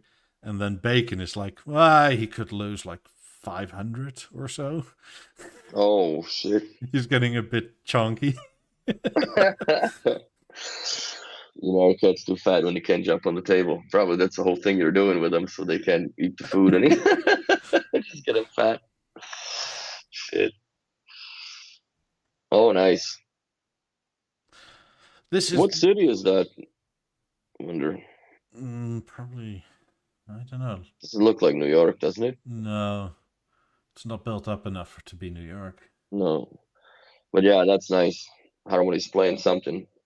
But Frank. this is quite literally the beauty of the Harmony with its movement. Because this is so much glass to block if you had a static TV that was just up all the time. Oh, hell yeah. I mean, it's when, like for me, when it's on the wall, right? Like you're not blocking any of the glass. Oh, it's Frankfurt. When it's up on the wall, it's not so bad if it's static. But if you have glass windows like this, it's like I totally understand where the B&O movement comes in. Because I mean, if this is upright, it covers like 2/3 of the two of these windows. Oh yeah, for sure. It would be about there, yeah. Which is So that's a beautiful. I think that's a beautiful solution. It's even more elegant, but again, the time and the era and the technology of that time did not allow for it back in David Lewis's days. But he still managed to pull it off. BB4 103. Fuck. And even if it's down, it's still blocking like, all that light. It's so huge, man. It's so huge. But yeah, it's a TV that, like, if you bought it, it'll die with you or in that place if you move, because there's no way it's even worth moving. I wouldn't even risk it anymore. That's pretty. I like that. I like the fireplace beside it. This is Pella. A clean setup. I like that you hit the wires in the wall and stuff. Very nicely done. Also, looking at the fireplace, it must mean you're Scandinavian of some derivation. Some sort. Genetically predisposed for these wood burning ones like that. My dad has a similar one. The stage is a tiny bit to the left. Is it? No, I don't think it is. It might be just where the picture is taken from. Exactly. But I mean, the combination of like one of these hyper modern fireplaces, and then the hatred of seeing any sort of cable or cable gutter. Like we're gonna get the tools out to like shove it all in concrete walls. No, I like that. I like that. It's well, in Europe. I can definitely appreciate the pain in the ass for it, but here it's just like, why would you not do that? You know what I mean? Like, it's not hard to fix it either, as far as the drywall is concerned. Because if you make a hole, I usually plate the holes. I don't leave them like some people do that just, come in there. It's just like where they pulled it out, that's it. I always put the plate, get the wall plate, make it nice. Because even if it's, people move, you can just blank plate it now. It just looks like something that was utilized for something that, doesn't look, hey, there's a fucking hole in the wall. Thanks. You know? So. We have some from Mr. Roast, and he comes to roast us all. Like we're all amateur. Right on. Is that his? Yeah. I like it. I mean, spot the B&O in the room. Like you have a BeoLab 3, you have 4,000, I think this is. I think so. Then, God, what this is the Beo Center 8000, BeoMaster 8000? These are really rare. Let me go. These white ones. Oh, yeah. Those, I haven't seen one of those before in white, actually. That's very rare. A TV or a picture with a bunch of old BeoLids on it. I think that was an ad. I mean, and he has a bunch of old BeoLids as well. Like I think he has this purple one somewhere. Then you have the BeoLink 7000 that bloody well works. Oh, it's a BeoMaster 1200, he said. I can't believe the black Beo system you got going on, because that was also very rare, because they made them black, white, and silver. But seemingly it's in immaculate condition. I kind of regret, but I don't. I can't fucking hoard everything. I've went through that Beo purge of mine a few years back, and I had the same stacker system in white, but I just had it packed up in pieces and not really enjoying it. But I sold it to a guy that actually, what did I trade it for? I traded it for the Lab 1s and Beo System 3. So to me, it was a fair trade. I mean, besides it, we have another BeoLab 3. Then we have, I think this is a BeoVox of some It is a kind. BeoVox of And some then we have a sort. BeoVox 100 in the cabinet by the looks of things. And a Yeah, that's it. BeoVox Kona. And yeah, that's the Kona. The child seat. Is it actually strong enough to sit on? Oh, fuck yeah. I sat on it while I was soloing the wires for the for one system that had Renault, and I was doing it. I actually had, that was a post on Instagram. But yeah, it's tough, man. It's a really thick whatever polycarbonate plastic they used back then. BeoVox 5702. You don't see those often either. No, you got some pretty uniquely rare stuff, I have to say. I mean, I love the fact that this BeoGram 4000 is in like a proper new state. Mm-hmm. In terms of the aesthetics, the BeoGram 4000 is the most pretty to me, with the up and down arrows and not the weird sort of touch buttons, right? It's just a thick ass plate of aluminium.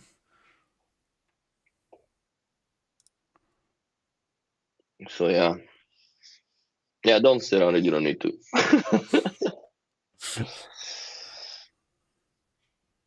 But yeah, that's nice. Nice setup, man. I mean, I must wonder though, which speakers do you use the most? Do you use the BeoVoxes most or the BeoLab 3s? Or are they different Just systems? depends on how you sit, I guess. I love the highway sign. That's straight up like that was printed on the minifigs from the 80s in Lego. Yeah. I used to have those. Fudge. That's funny. It's those little things. It's probably a B&O cup, a coffee cup, if I'm not mistaken, on the right-hand side in the corner. Uses the 3s the Listen most. to God, this thing is in immaculate condition. right. I'm so jelly about that.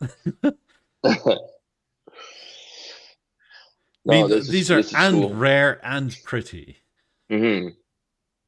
Very rare, actually, at this point of time. Black anodizing, that's not something that's when I think that's when they finally nailed it down, because before that it was really dark blue, like Yeah. uber dark blue and with purple, I guess. So it's really rare to see these systems nowadays, I must be honest. Yeah. And just a working BeoLink 7000. Bloody hell, you don't see that often. No. That's Mr. Roast. He came to show us we're all plebs. No, it looks good. It looks freaking good, I tell you what. I was liberal with the setup tours this time, because you'll see in the next picture. But Multicare, they have a Beosound 9000 and some 3s that still need to be put in place, but it's nice stuff to have. You know, you take a picture of it like that, you're proud as fuck of your 9000 that you finally got it. Yeah, that's what that is. Because that, but put I'll something never get it of around the mine. cables, please. Yeah. But this is like you just have a wet dream. Quickly power this up. I want to hear it. I want to see this thing work.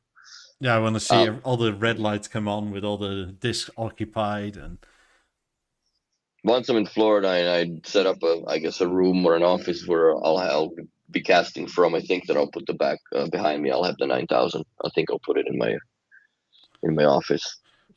I mean, I guess they're forgiven that they have a Harman Kardon sound bar because you work with B&O all day, but I'm waving the finger at you. No good. That's your first warning. Get a stage. Yeah. You'll be pleasantly surprised. It's nice. Like, a stage is still one of B&O's best products they've done in a long ass time. Most universal, in my opinion, and most utilitarian. Like, I'm almost, now that I'm looking at, like, should I have bought a level or should I just gotten a stage instead? Back in the day, but I just kind of. It depends if you need the mobility, right? Yeah, but this level was supposed to be my toolbox level that I just bring to the jobs, right? because Hmm. there's no music and shit, and you can listen to something. Some of you have amazing names, by the way. This is from Sir Sneaky Tomato. Nice. A little bit of cablage, but it's actually nice. I think he ordered a theater as well. Oh, sweet. So there'll be upgrades here soon. I'm surprised that Vieno did not anticipate that the theater is going to be a fucking insanely popular product. I really think that they dropped the ball on that. Like, this is probably one of the most important announcements in a long time that they've had. But why do you think they dropped the ball on it? I think that the pre-production department dropped the ball on it. That they didn't anticipate the popularity and the load. Like, they should have had way more of them pre-made. It's not a problem to get them here.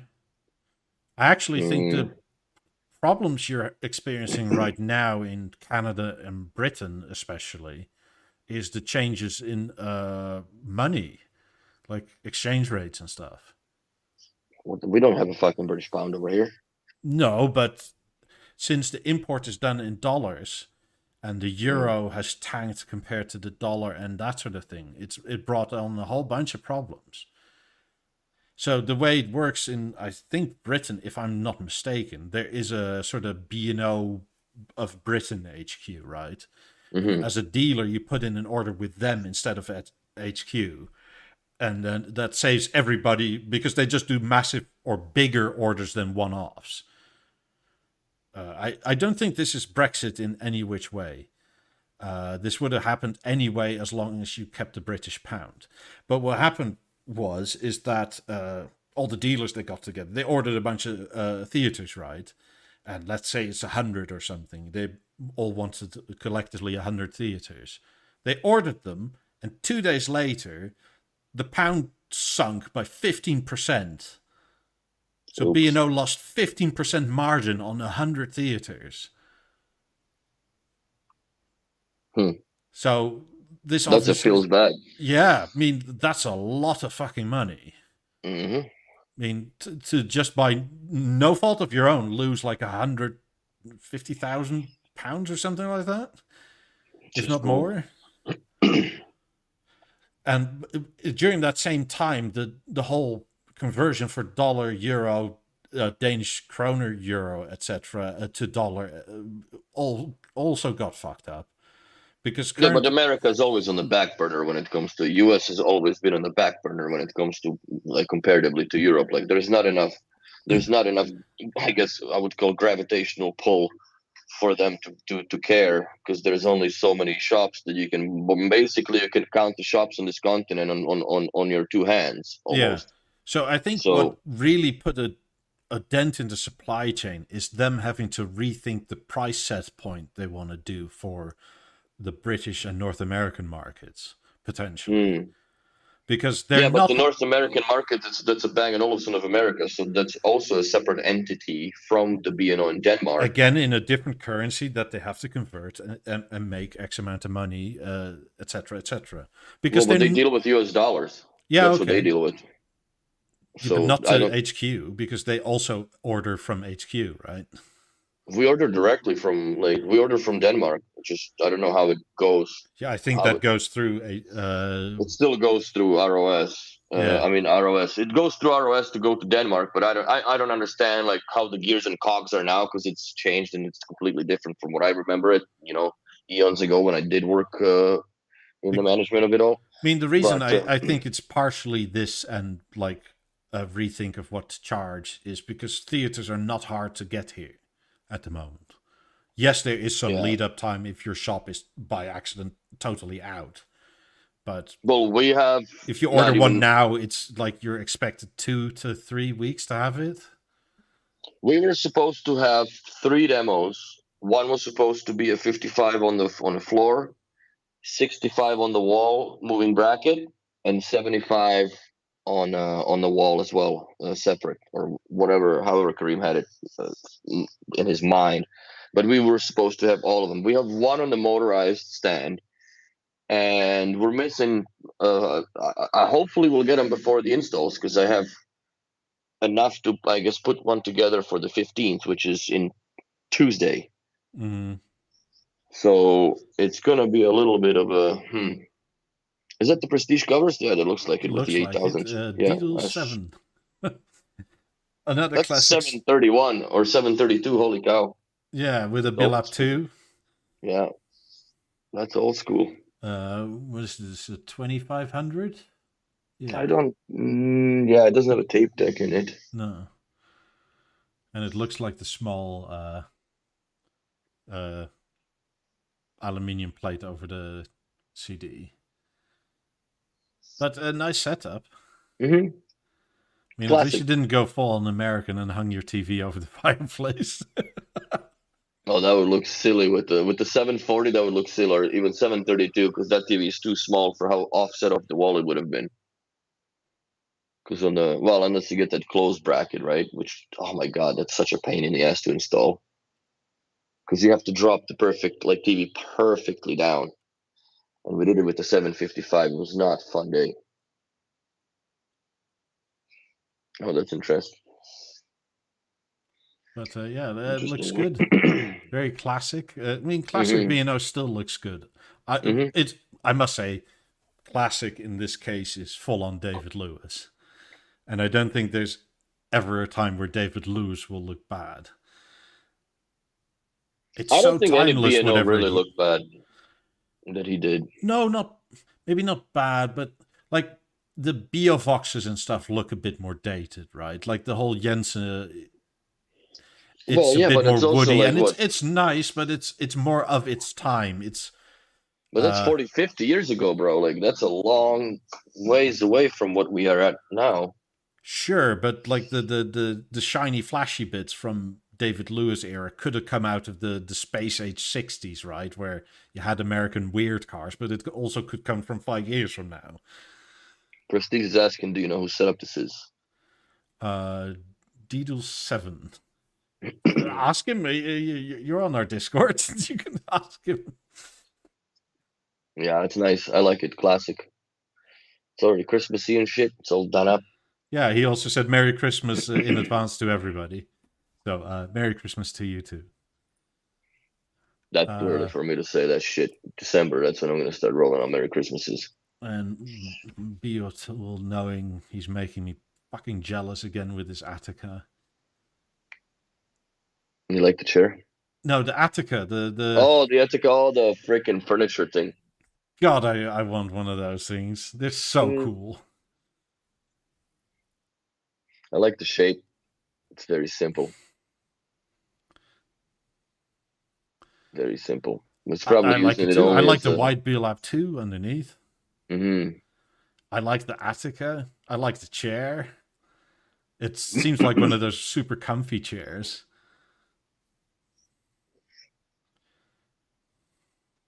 I like it. It's like, but this piece, like B&O used to do such great furniture. And for the people that don't know, on the back of it, they have like a whole piece where you can hide all the cables in the inside of the tabletop, and then this bit Tubes. coming down, and then it comes down into the leg of the furniture. So you only have to have like minimal wire visible. God, they were so good. And then the polished little feet under where you're supposed to store your records and stuff. Yeah, dude, it was beautifully designed for back in yesteryears. Prestige, if I live in the US, I'll become your authorized reseller or something. It'll cut down on shipping time. Mm-hmm. This is Mr. BeoTool's office. Always nice to see some S3s, they were, right? Yeah. Yes. In blue. You don't see those often. No, man. I'm actually surprised because I've never seen them in blue in real life. Really, that's a odd choice, but it just works with the room, I guess. He has your lamps, more or less. Yeah, he does. Those 90s looking lamps. Super cool. Yeah, dude.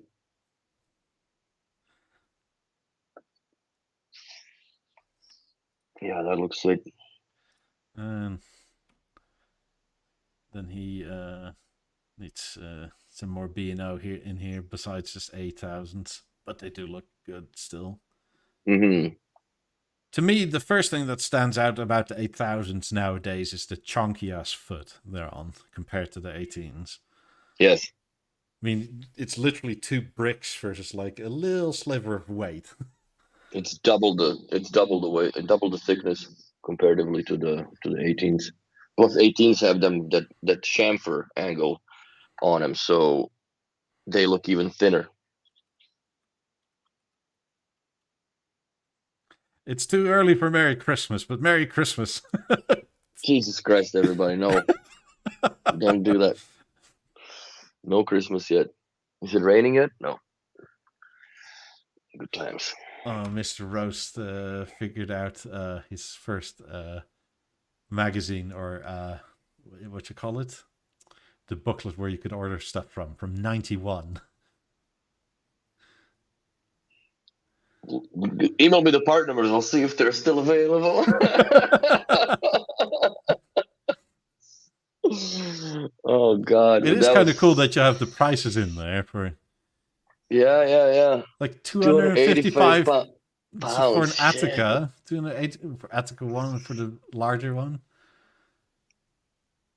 100 pounds for the stand. Oh my goodness! What's this? The whatever thing is it? 1000? That for the desk twist thing. No, it's 195 and 715, isn't it? Yeah, that one. I forget the name of it. It's like the F1000. That's it. I saw one recently for like €600, and it seemed in pretty good shape, as in nearly new. It's like so tempting, but it's too big to take with. That's what I was gonna say, bro. Like, you need to consider not to get furniture. In all honesty, that's partially why I want to sell the 28s. Not because they're bad, but in terms of when you put 28s in boxes, they take up almost exact amount of space as 50s do. Yes. And Yeah, I'd rather rebuy them because the shipping is insane still, although it has come down in the last month. But Stefan, is it Mishuk? Ooh, you're Willie will love you. What's that? Oh, for the love of God. That is hilarious. 2 black emerges. On floor stands. What floor stands did you use, bro? That's insane. I wonder how they must sound good. Obviously not loud, but like if this is a bedroom, I think that's a great idea. It looks like there's a bed in front, so yeah. I don't know. We'll do Santa something this year for sure. Prestige, I don't know if Santa's coming. Last year Santa came. He came all the way from London. Yeah, we'll do some Santa shit this year too. I'm not sure what yet. We can sell Angry Henrik NFTs. Angry Henrik NFTs. There we go. Oh, and BeoJohn, good friend. So yeah, another classic setup. That's an ultimate classic setup with the 755, man, 9,000 on the side, lap fives. Probably the only way you could go better with that is having like the lab nines as rears, or I think he does, if I'm not mistaken. From what I remember, I think he does. Yeah. And then in the room next to it, I think he has 18s in white with a 19, if I'm not mistaken. So, I mean, BeoJohn is about as bio-nuts as we are.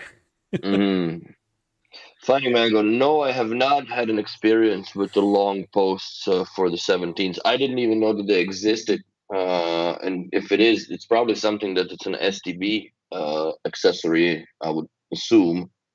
But no, I have not worked with anything. I've done as far as like the working with STB brackets on like the crazy side of things, I've done back in Calgary. I did a BeoVision 1146 on a tall floor stand with that huge piss off weight, and then large tall post. It looked stunning. It's somewhere on my pictures.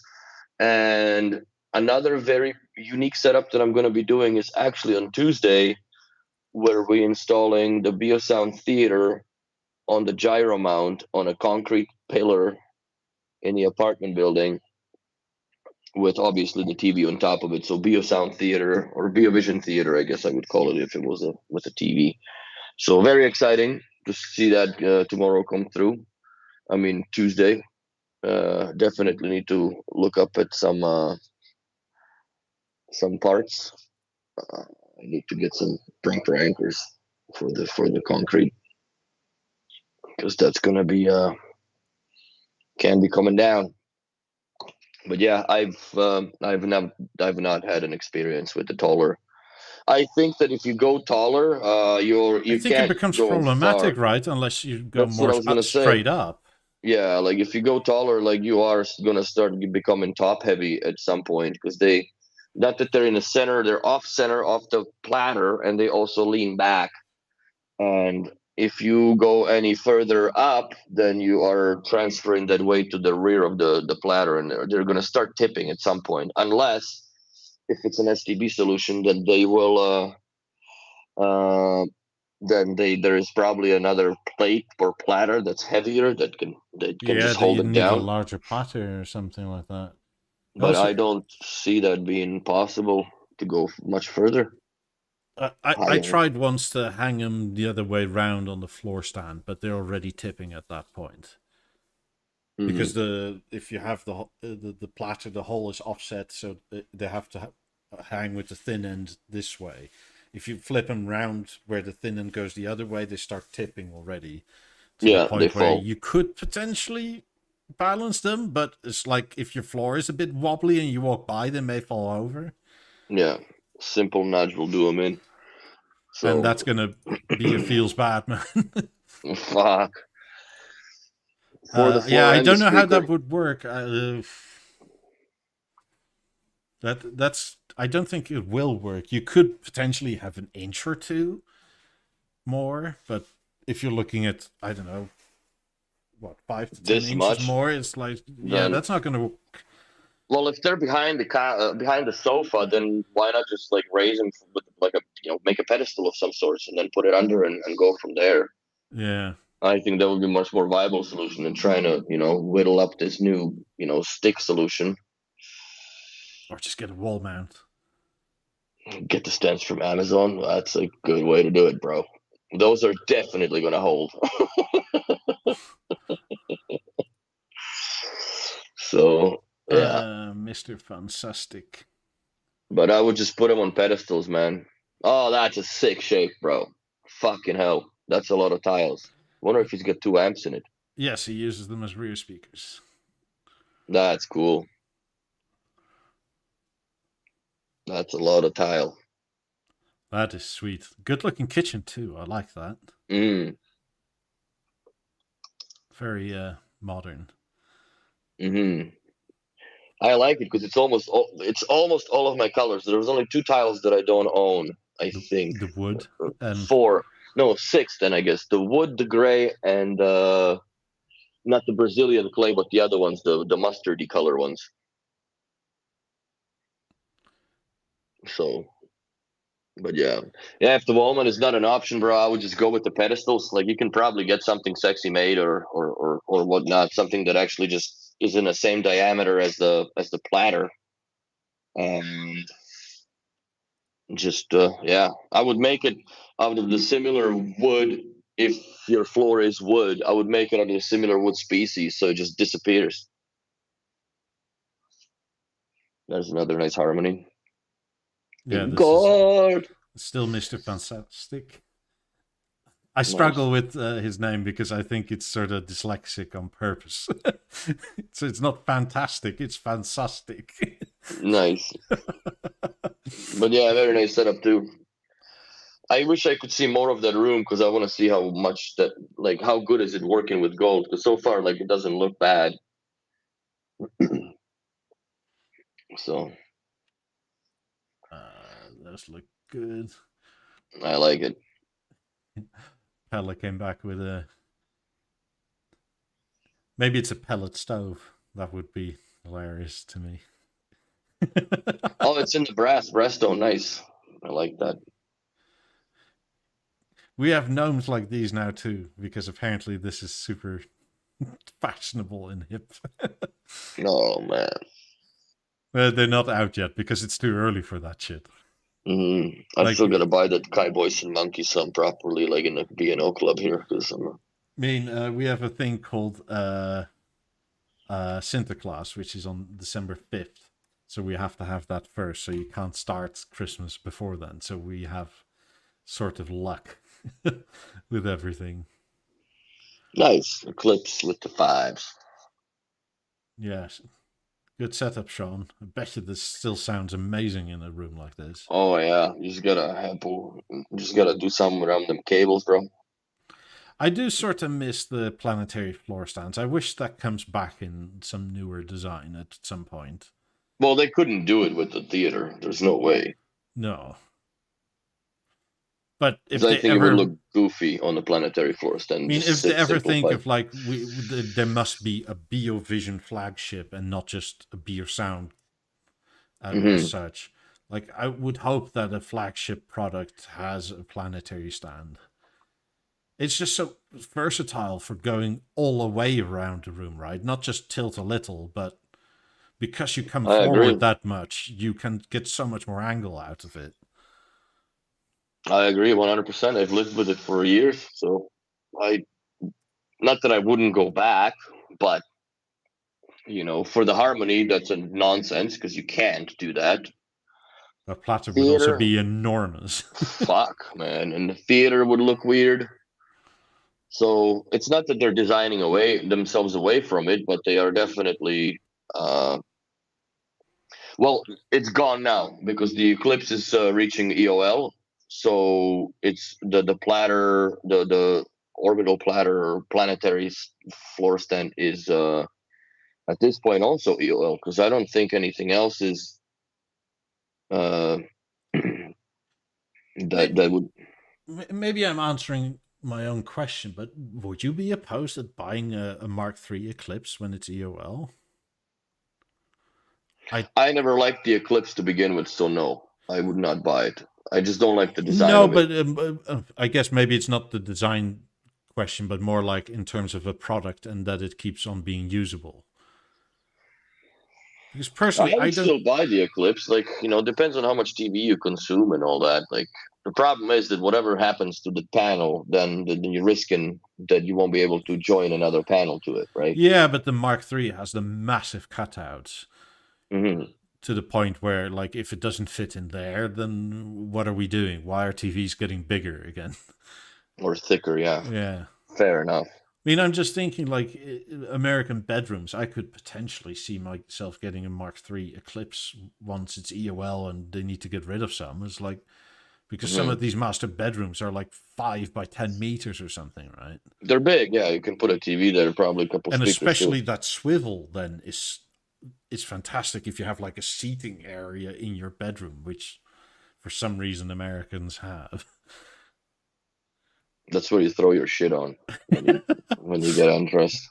I mean, I'll be you and go, "Hey Google, sock area," and There you go. It does it nice.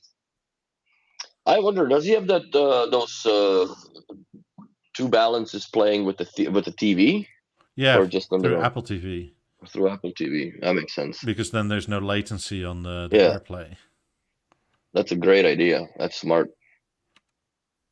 Yeah, that's It's an that's the only way to do it, really. it's an interesting setup with the stereo balances. Oh, this is from Bio John again. I must say, Bio John, good job. You got the puke stain out of your stage. Oh yeah, somebody hurled on it.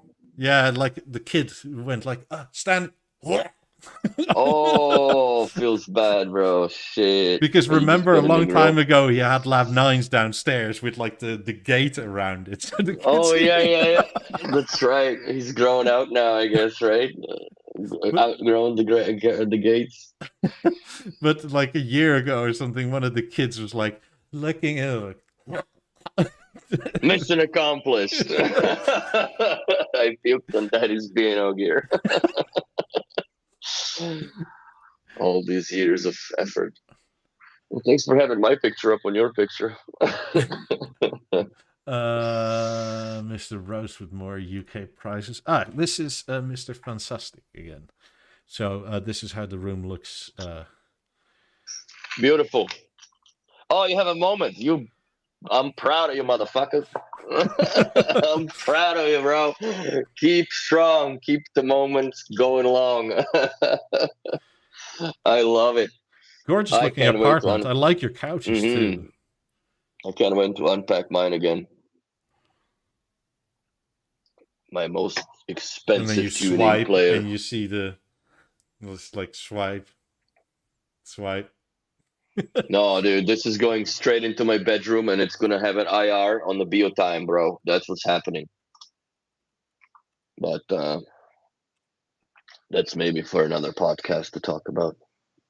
Let me see, how many of these do we still have? 1 or 2 left. Nice. Stefan, because we're running a bit over, but I guess that's fine. Only half of you joined us after the Formula 1. So there you go. Oh yeah, everybody's on Formula 1 watching. So I think it ended like an hour in or something. So yeah. Hello. As usually, didn't miss much. Audio issues and that sort of thing. That's right. I mean, I like the cupboard this is on. That looks sweet. I like the little Eames stool that you sit in front of like you're a prisoner. Well, it's one way to make sure you don't sit and watch TV for too long, because you get like uncomfortable after 45 minutes. Yeah. Well, it's the same thing like the Nelson bench. Design of it was to look beautiful, but also uncomfortable, so people don't sit around for too long in your office. And it turned out that didn't really work out, because if you put a pad on it, it's awesome. You can sleep on it more or less. But yeah, that's the oak. Smoked oak, I guess, or dark oak. We finally got this unpacked. Oh my god, I love the stage in smoked oak. It looks beautiful. This is a bit of a random picture, but this is the anthracite version of the Beosound Theater. Okay, that looks mean. I almost feel like the normal oak cover could look better on this, and this oak cover could look better on the normal theater. Yeah, because it'll give it that pop. Yeah. And I'm really intrigued, once my dealer has one, to ask, like, can we just swap them for a day or two and see what we both think? But why not? It's not like you have to repaint the room. Just pull the grill off and put the other one on. No, I know, but I don't particularly feel like paying $1,200 for another oak cover, right? Or €1,200. Oh, I thought in the store, like, oh, you mean for you in the house? Yeah. Well, just take it for the weekend then. Yeah. So that's what I'm partially thinking about.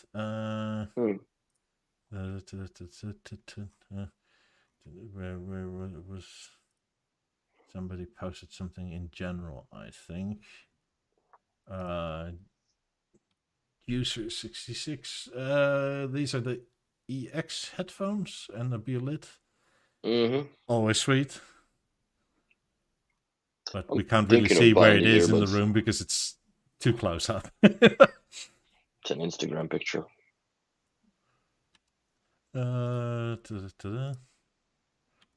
And oh, here it is.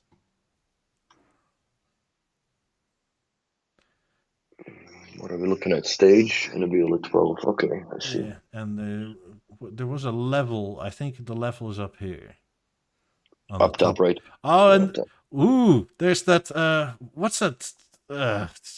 brand called again? Oh, Supreme nonsense. Yeah, there's a Supreme Explorer. Oh, that's funny. Sweet. So you're the target audience for that. Welcome. Welcome aboard. I mean, I know you disagree with us on that, but it's what it is. yeah, but I like that we disagree on that because you like that sort of thing. So, I mean, I want to understand it, obviously. I just like the red color. I love the clock. That's like, you're not late for shit. I mean, even at night when you're sleeping, there's always that it glow. is the daunting glow. But no, good times. You must be based in US somewhere because the clock is not in 24-hour standard time. That would be my guess. I sometimes forget that that's such a European thing to do. That's my thing, I guess. I'm a European, so yeah, all my clocks, whichever can, run in a 24-hour clock. Me and my girlfriend initially, I texted, right? Like, I'll be there at like 1700 hours. She's like, what's that again? It's like, oh, that's military time. It's like, no, that's just time. So she goes like, oh, but you mean 7? No, it's 5.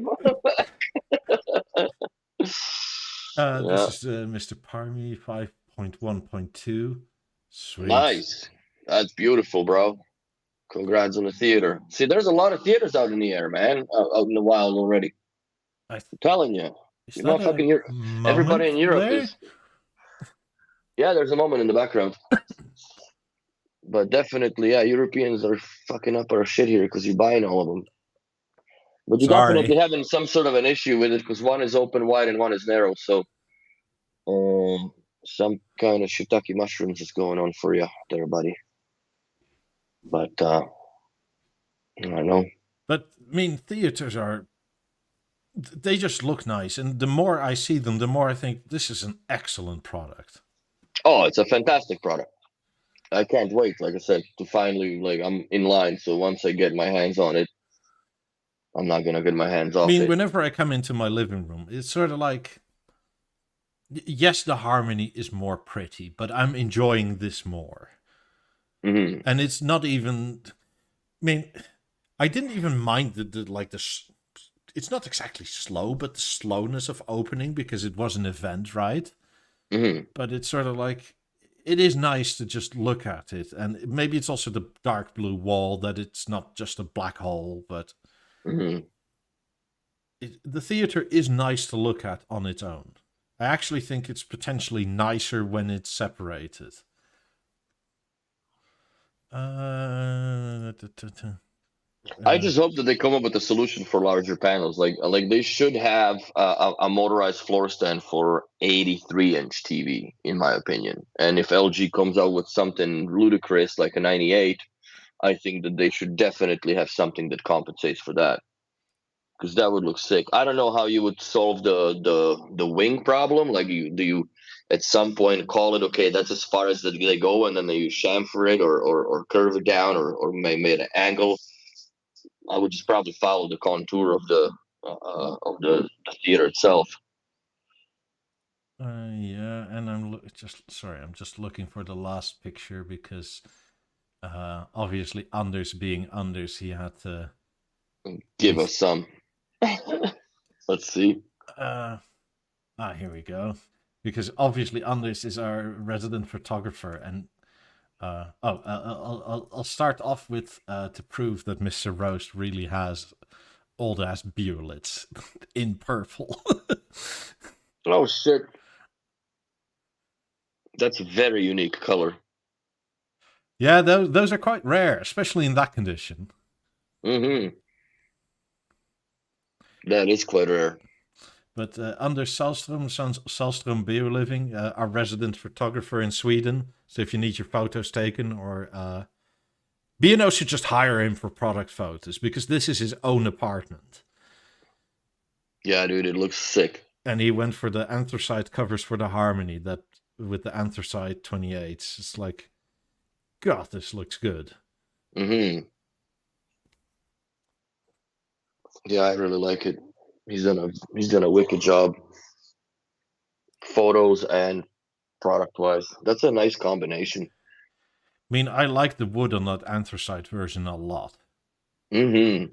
And it's dark enough where this white lettering, like in real life, almost seems like it's glowing, like it's backlit almost. Yeah. And that just looks cool.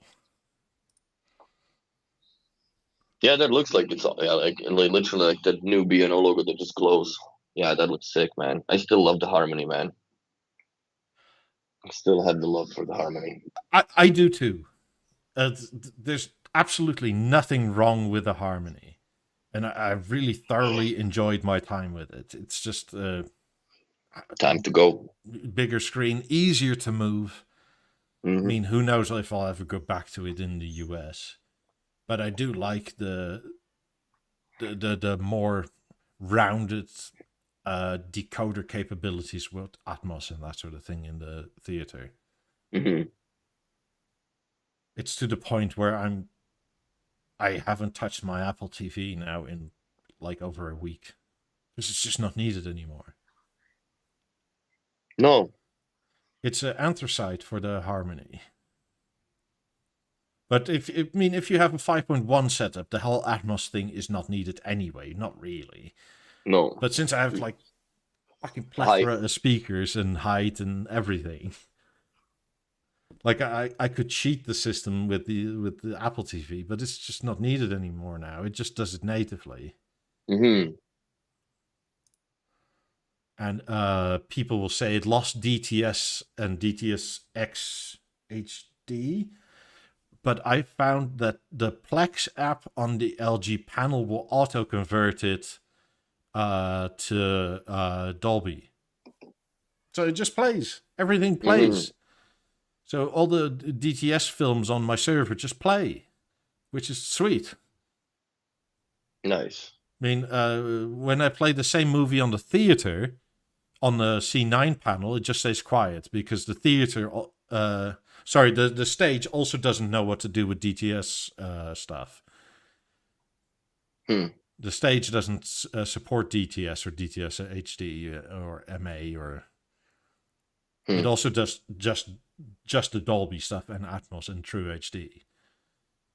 But maybe the panel doesn't know how to convert it, but the Plex app in the bedroom, a DTS film, nothing comes out because it's like format not supported. But the C2 and the theater, they auto-convert it and it just plays.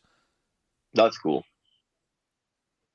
That's why they never even inserted or had support for the DTS, since the functionality was already in there since through the panel, I guess. I mean, a little birdie told me they could add it if the desire was really there, but since everybody basically streams everything nowadays, and the people that really want DTS-X or DTS-MA or HD or whatever, they generally do it through like a physical player that can auto-convert it anyways. Like, why bother?